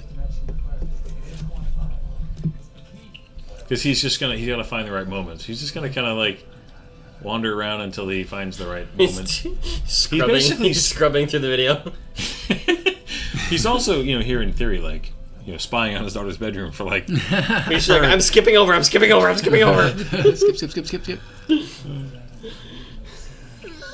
I just thought it was I can code the data into the movement of the second hand. You have the quantum data. He could code the movement. He could code the data into the movement of many things. Yeah, again, this is one of those things. I'm being totally nitpicky here. Right, but exactly. In order to make this scene work, there has to be a whole bunch of exposition, and there has to be explanations of things that shouldn't work. Yeah. But it's like, well, we're watching sci-fi. Yeah. It's cool. This is, what's funny? This is one of the few parts of the movie, though, that I forget how long it is. Yeah. Almost every time until I'm like watching it, I'm like, oh, this does go on for a while. Yeah. And I enjoy it. I see. He's been in there for 10 minutes now. Yeah. I genuinely enjoy mixing spiritual and supernatural with sci-fi. I actually really do. Like, that's why I didn't have any problem with the end of Battlestar. I've been trying to figure out the proper plot line for wizards in space for ages. I have a couple notebooks full. All right. He gets the tire iron out. Like, all right, I'm ready. He's just like, no more sucker punching this time. The farmer's coming. See, it's a khaki automatic by Hamilton. Right. Doctor versus farmer. And then, of course, he's like, all right, like, we're getting ready to fight. And then she runs out like, I got it. He came back. She's like, sister has That looks cracked. like, what is happening right now? Can you imagine hearing that, though? Dad's going to save us after all this time. He's like, He's like, my sister has lost her mind. Yeah, you just burnt my crops. I still haven't forgotten that. Yeah. So is it? Yeah, it's Morse code. Yeah, that's right. It does go to Morse code. Morse code has numbers and letters, right? Yes, it does, and it would be an easier way to communicate this than binary.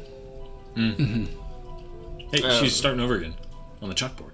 Yeah, I do actually like the Eureka here. Like she's just like, I just wanted to do it. Yeah. She even says it, like, I've always wanted to do that.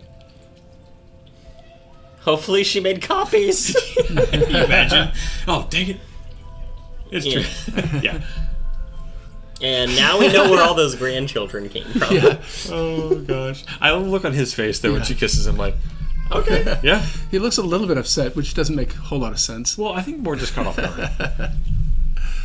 But even here, it's like, all right, so now I've done it. Mm-hmm. The whole concept of Tesseract, by the way, is just so fascinating. Isn't it? It's hard to wrap your brain around. It really is. They're But not I think they do a good job at There is. projecting So this what is that where, might yeah. look like. So they're not beings, they're us. Yes. Yep. This is where, like, I don't know. Yeah. I mean, it's hard because It's possible it's an arrival thing where it's Yeah. just infinitely cyclical. yeah. This would be like terrifying. You're like, okay, what is about to happen to me as you're watching this whole thing collapse towards you? Mm-hmm. Where you are like, okay, like I might have saved everything, but what? That's so cool. Yeah, Yeah. Jeez. And it's just like, so this is where a lot of people believe He died. that this is his death. This is the end. Because the stuff that happens next is like, he's essentially in a giant tunnel, and there's light at the end of that tunnel. And he, like, the people in the room with Murph don't even really acknowledge him. I love this scene. 'Cause And this is the handshake from before. So here's another reference. Okay, he was a ghost. He was interdimensional. He was a poltergeist, and now he's God from the painting. and an alien. Right. This is the Adam and God handshake. And an alien. And there's your spiritual ascendance from 2001. Yeah, this is No, where a bunch of people are like, yeah. that's his body. He's dead. No, it's interesting. That's really interesting. But you're Saturn. Saturn, God of time. And this blinking light, is that a plane? Oh my god. Sorry, it does kind of look like a plane, right? Yes, yeah. And then he wakes up here, right? And there's like a perfect recreation of his form. This is perfect happy ending. I do like the design of the station, though. Interesting. Like the whole because it's how you would do it. It reminds me of from Expanse, the Mormon ship, The Novu, the Novu.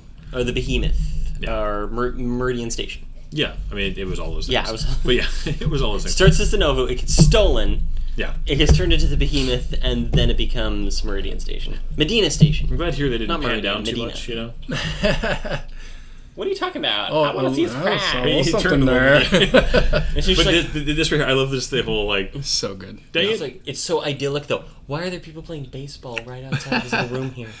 I love that it You breaks know. a skylight. It's too perfect. I mean, it is definitely Yeah, I can see that, and it's he loves baseball.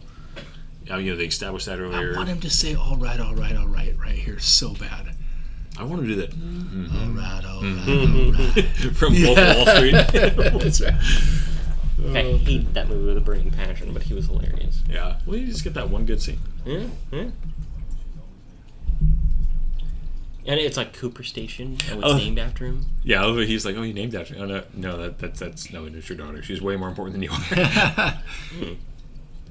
Yeah, but like, oh, she's super important. She saved humanity. It's just like, there is an idealism to it and a perfection, and it is a giant tunnel with light at the end of it. And it does seem impossible that he would survive the collapse of the Tesseract. Yeah. Yeah. And that he just got out of a black hole somehow. Like, Yeah. Right. So it's just like, is Cooper alive? But this is also very Ray Bradbury. Ray Bradbury did stuff like this. And Larry Niven. I'm curious. Tell me about that. What do you mean by Ray Bradbury? Ray Bradbury would have something where somebody like wakes up in the future type of thing. I don't know. That's not perfect, but it's similar. It's kind of how I think about Ray Bradbury storytelling. Somebody waking up on a spaceship far in the future, and he'd been an astronaut, and now he's like seeing all the changes and Monolith. Mm-hmm. It is a little bit monolithic, isn't it? Yeah. Why would this tribute be on the station I mean, if that's where she in found Saturn? Oh yeah, I guess so. It's the source of Maybe. So is this like just kind of a museum out here? Yes. maybe yeah. I think Like it is. it's a picture of old Earth, and if Murph was involved in the design of the station, and they were setting up this culture to live and support themselves, and they wanted a monument to what Earth was like. Well, like watch what he does. Yeah, he touches the table. He touches the table and he looks for dust, Yeah. and there is none.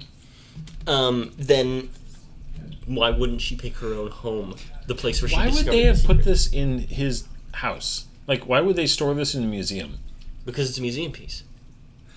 It's odd that it's sitting there on its side, though, covered by a tarp. instead of like. I feel like this thing would be heavy, a little heavy for the dining room table. Or maybe they moved it there for him. Maybe.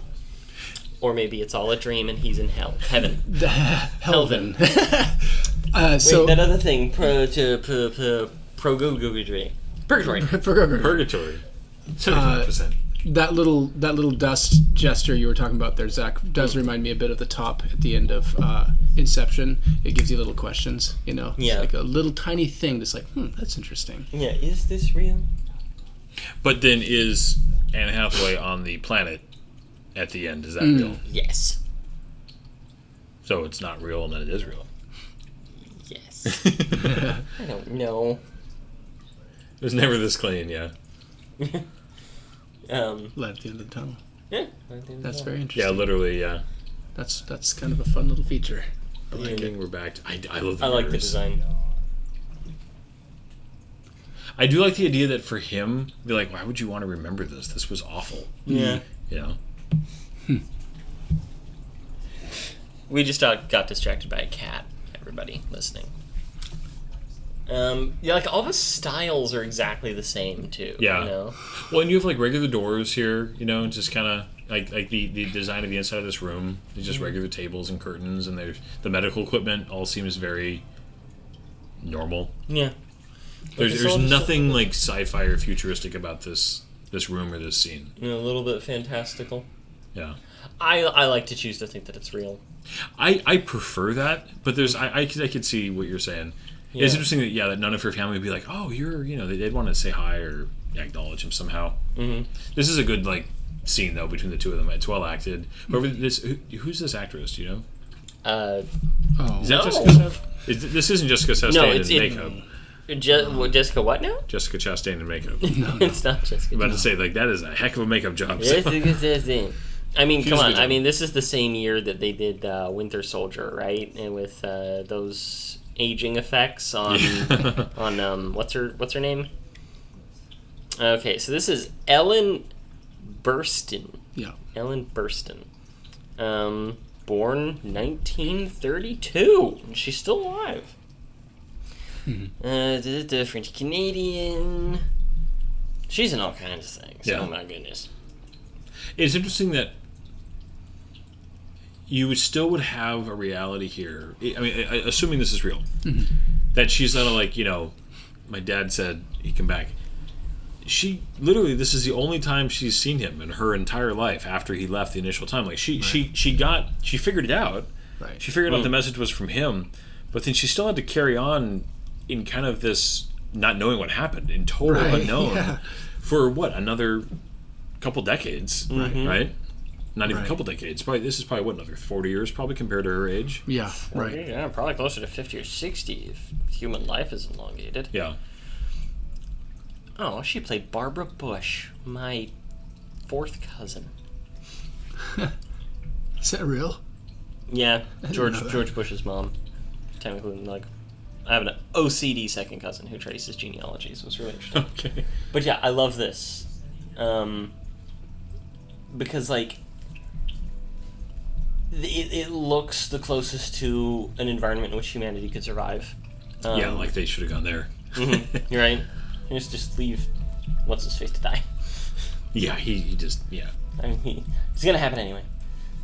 I still want to know how he fit TARS in this, little tiny ship, behind him. It's not, He goes in the slot located behind the cockpit where the other astromech droids go. So wait, I want to... Is he dead then? Yeah. Well, Okay.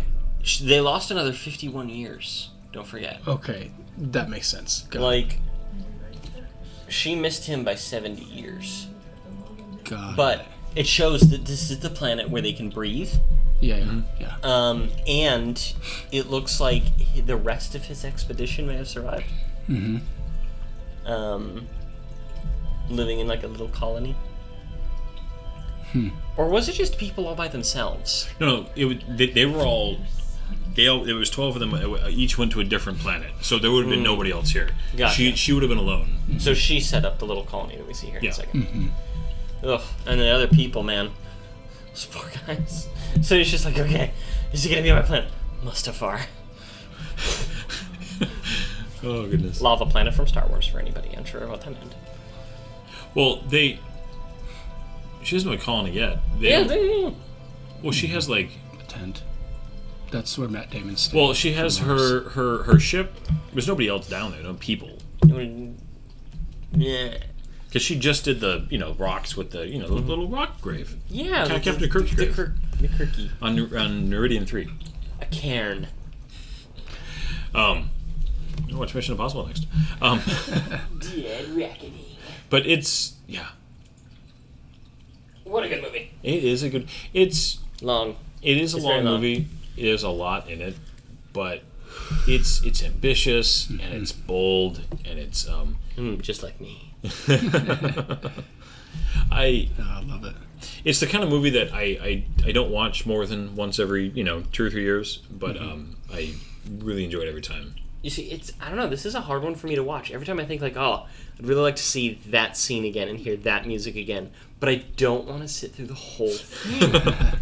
Maybe it's just my millennial impatience and you Gen Xers are just so much better than me. I've also had the benefit, though, of having people to show it to. So Rissa would not care for this. My wife would not give a crap about this. Because I showed this to my kids when they were in high school. They actually loved it because I raised good nerds.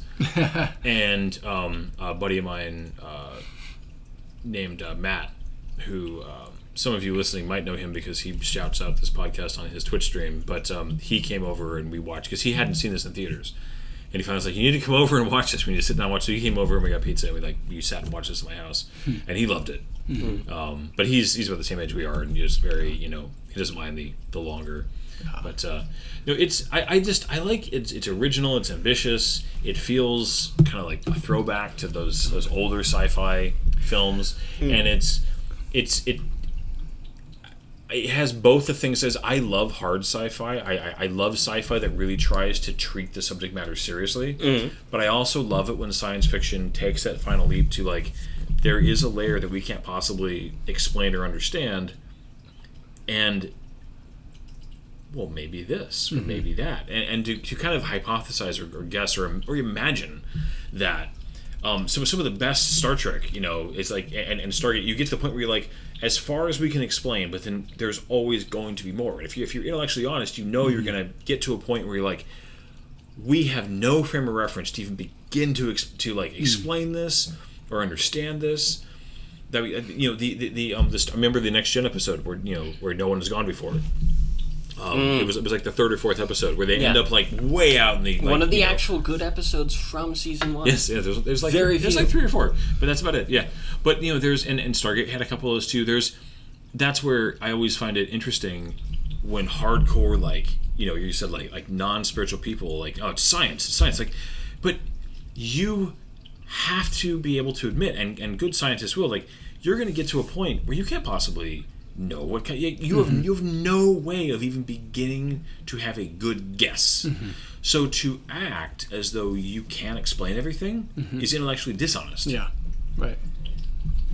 And I like science fiction that kind of, in a roundabout way, acknowledges that. Yeah, and lets it play a little bit. So, anyways, that's yeah. I will defend this movie as being really good. And Nolan, I will take an overindulgent filmmaker who's trying and pushing and passionate over a play it safe, kind of by the numbers, perfectly competent filmmaker. Yeah. But not, you know what I mean? Like I will take Nolan's little bit of extra maybe occasionally.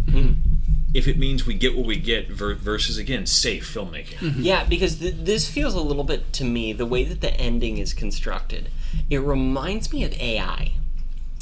It reminds the movie AI. The way that the end of the movie jumps 10,000 years or something like that, and humanity's evolved into these really strange aliens, or maybe that's other AI, or maybe they are aliens, we're not really sure. No.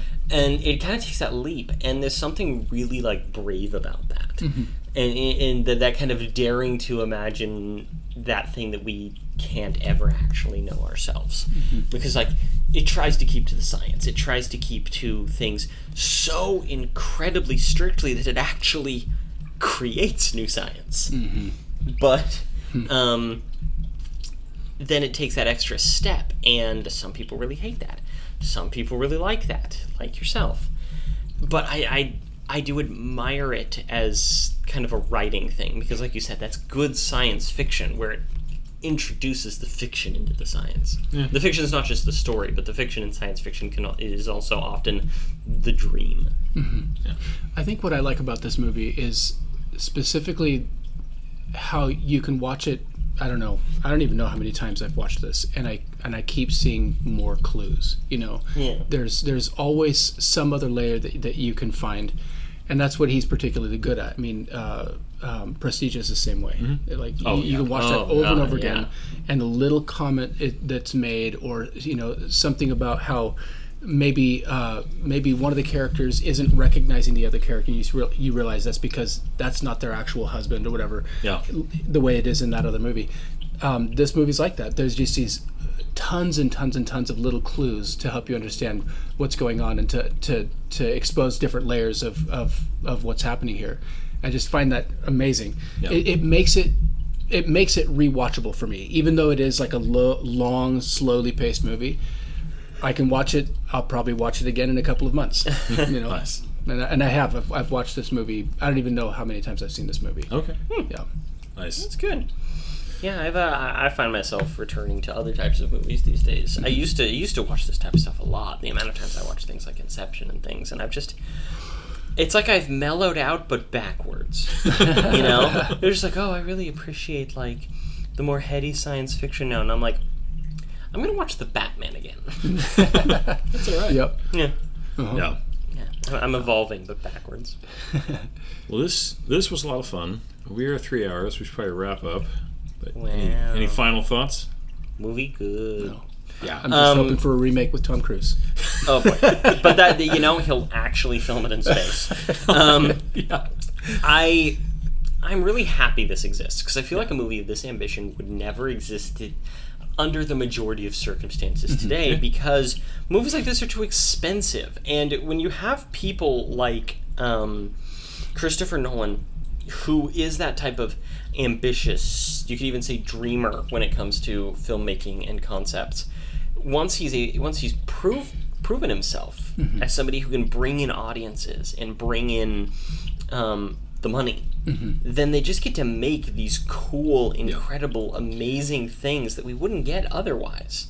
And I love it. Yeah, I'm there's. really happy it exists. I know there's a lot of people on the internet that like to just, like, oh, Nolan's overrated or Nolan's not. And you know what? Like, Nolan's not a perfect filmmaker. But I'm just so happy that somebody, that, like you were just saying, though, that somebody is able to, like, this is a movie that was succeeded based on it being a good film, but Nolan, like, he's the brand at this point. It's your movies, you don't go to see it because Matthew McConaughey's in it. You go to see it because Christopher Nolan directed it. And I'm just glad that there's something that can drive that, because I mean, back in the day, it used to be a movie star. You would go for that reason, but that for as much as there's plenty of bad examples, there's also a lot of great examples of movies that were able to be made because a star was able to, said, I'm interested. That's a cool script. Let's do that. And then people would go see it because, and so Nolan's kind of a modern version of that. And just whatever it is, whether it's a director or an actor, anything that will drive people to go see something that is, and I have nothing against franchises or IPs. There's a lot of them that I really, really enjoy. But it's also tragic when that's the only thing that moves the needle on the theater. So whatever other thing is needed, and if it needs to be a director like Nolan, or it needs to be a movie star or whatever else, that will get people to go see something that doesn't have some big known quantity to it, I'm all for it. And it's a net positive for creativity and for film. Yes. And so even if you don't like Nolan, it's a good thing he's here. That is the big question mark right now in modern filmmaking of what is the current, like, zeitgeist that will get butts in seats. Yeah. Because it's elusive right now, because it's no longer the franchise that kind of died out with Avengers Endgame. It's no longer really movie stars. But there is still some. I mean, if you look at the big movies, it's still Marvel, it's still DC, it's still Jurassic World. I mean, these are movies very hit or miss on quality. But if you look at the movies that still managed to get people to go to the theaters, I mean, the big exception was Sinners this year. Yeah.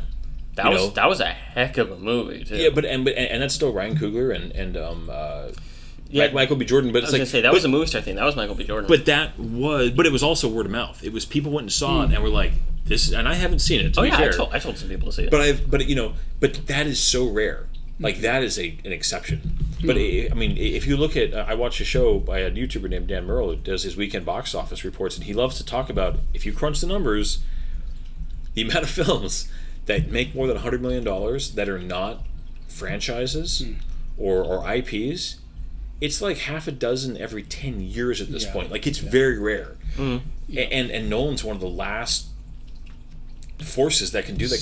Can do that consistently without making a Batman movie or a Marvel movie or a Jurassic World movie or or even based on like an old TV show or something. Yeah. Well, I do think that right now there is a little bit of nostalgia driving movie. Yeah. Butts in seats. But they're coming after our nostalgia now from the 90s. Right. That's an interesting part of this, another because Tron. One of the big things, Tron happened. What's it called? That was in the 90s. Tom Cruise, Top Gun. Top Gun. Yeah. Top Gun drove a lot of interest, and Also not 90s. That's partially because of Tom Cruise, but it's also partially because it was Top Gun. Yeah. It's the music, it's the nostalgia, but it's also kind of like the promise of the concept of Top Gun done with today's technology. Yeah, right. But that's where if you can do nostalgia, but you can also manage to make a good film. Yeah, right. If you do nostalgia and don't make a good film, people get ticked. You know? Yeah. Last Jedi. But if you can have that nostalgia and you can have a good film, then that actually does drive a lot of people. In fact, that's why people went to see Star Wars. is hey, we've got some of those old actors, we've got the old music in there, and maybe it'll turn out as good as it did a long time ago. Yeah, I mean, you'd think that the most recent Superman wasn't heavily marketed on nostalgia for returning to Superman's roots of optimism and fun. Yeah, right. Yep. And there is a reason that no matter what, you still manage to get a hint of John Williams notes in there, even if you do it with an electric guitar. Yeah, right. Yep. Yep. That was definitely in there, though. Yeah. Oh, yeah. Well, they've decided that that music is very much going to be like the way that the James Bond theme is for James Bond, where even if it's a different movie, different actor, whatever, it is Superman. Yeah. It's not just Reeves anymore. It is just the character itself. Yeah. But we are off target again. Good movie. Glad it exists. Glad that filmmakers exist that are able to make experimental, crazy movies out there that don't have to have franchises shoehorned in as much as I love franchises. That was my point. I'm going to shut up now. And I'm glad that when you do have a celebrity like a director or a producer, they will attract talent to them because they will attract good actors and they'll attract. They have their team of cinematographers and editors, and because a movie is very collaborative, right? A good movie is very collaborative, and the attraction to the other talent that makes the whole product good is something that's also really powerful when you have a good team, and that's I think one of the. Because it's interesting, Spielberg is definitely not what he used to be as far as draw. He's also not interested in making big movies anymore. He's kind of past that point in his career.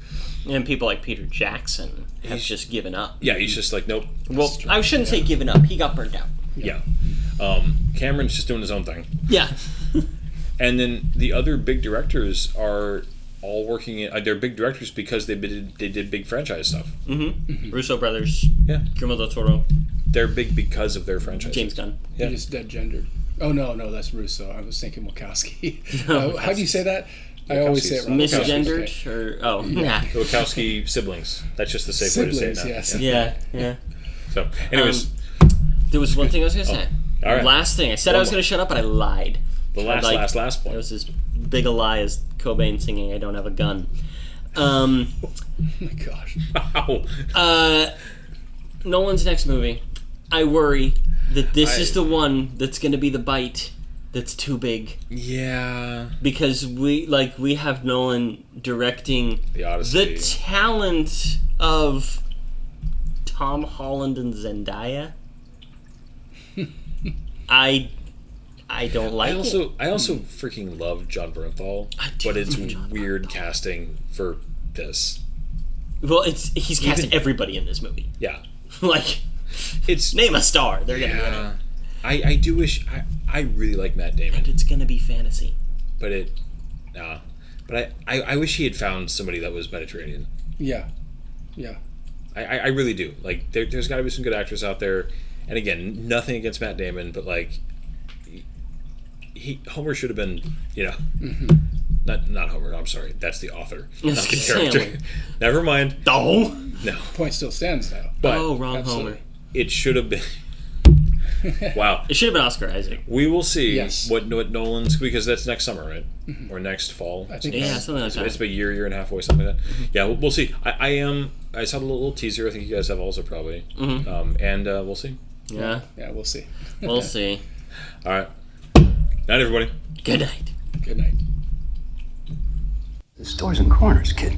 If you don't clear the room, if you don't come in slow.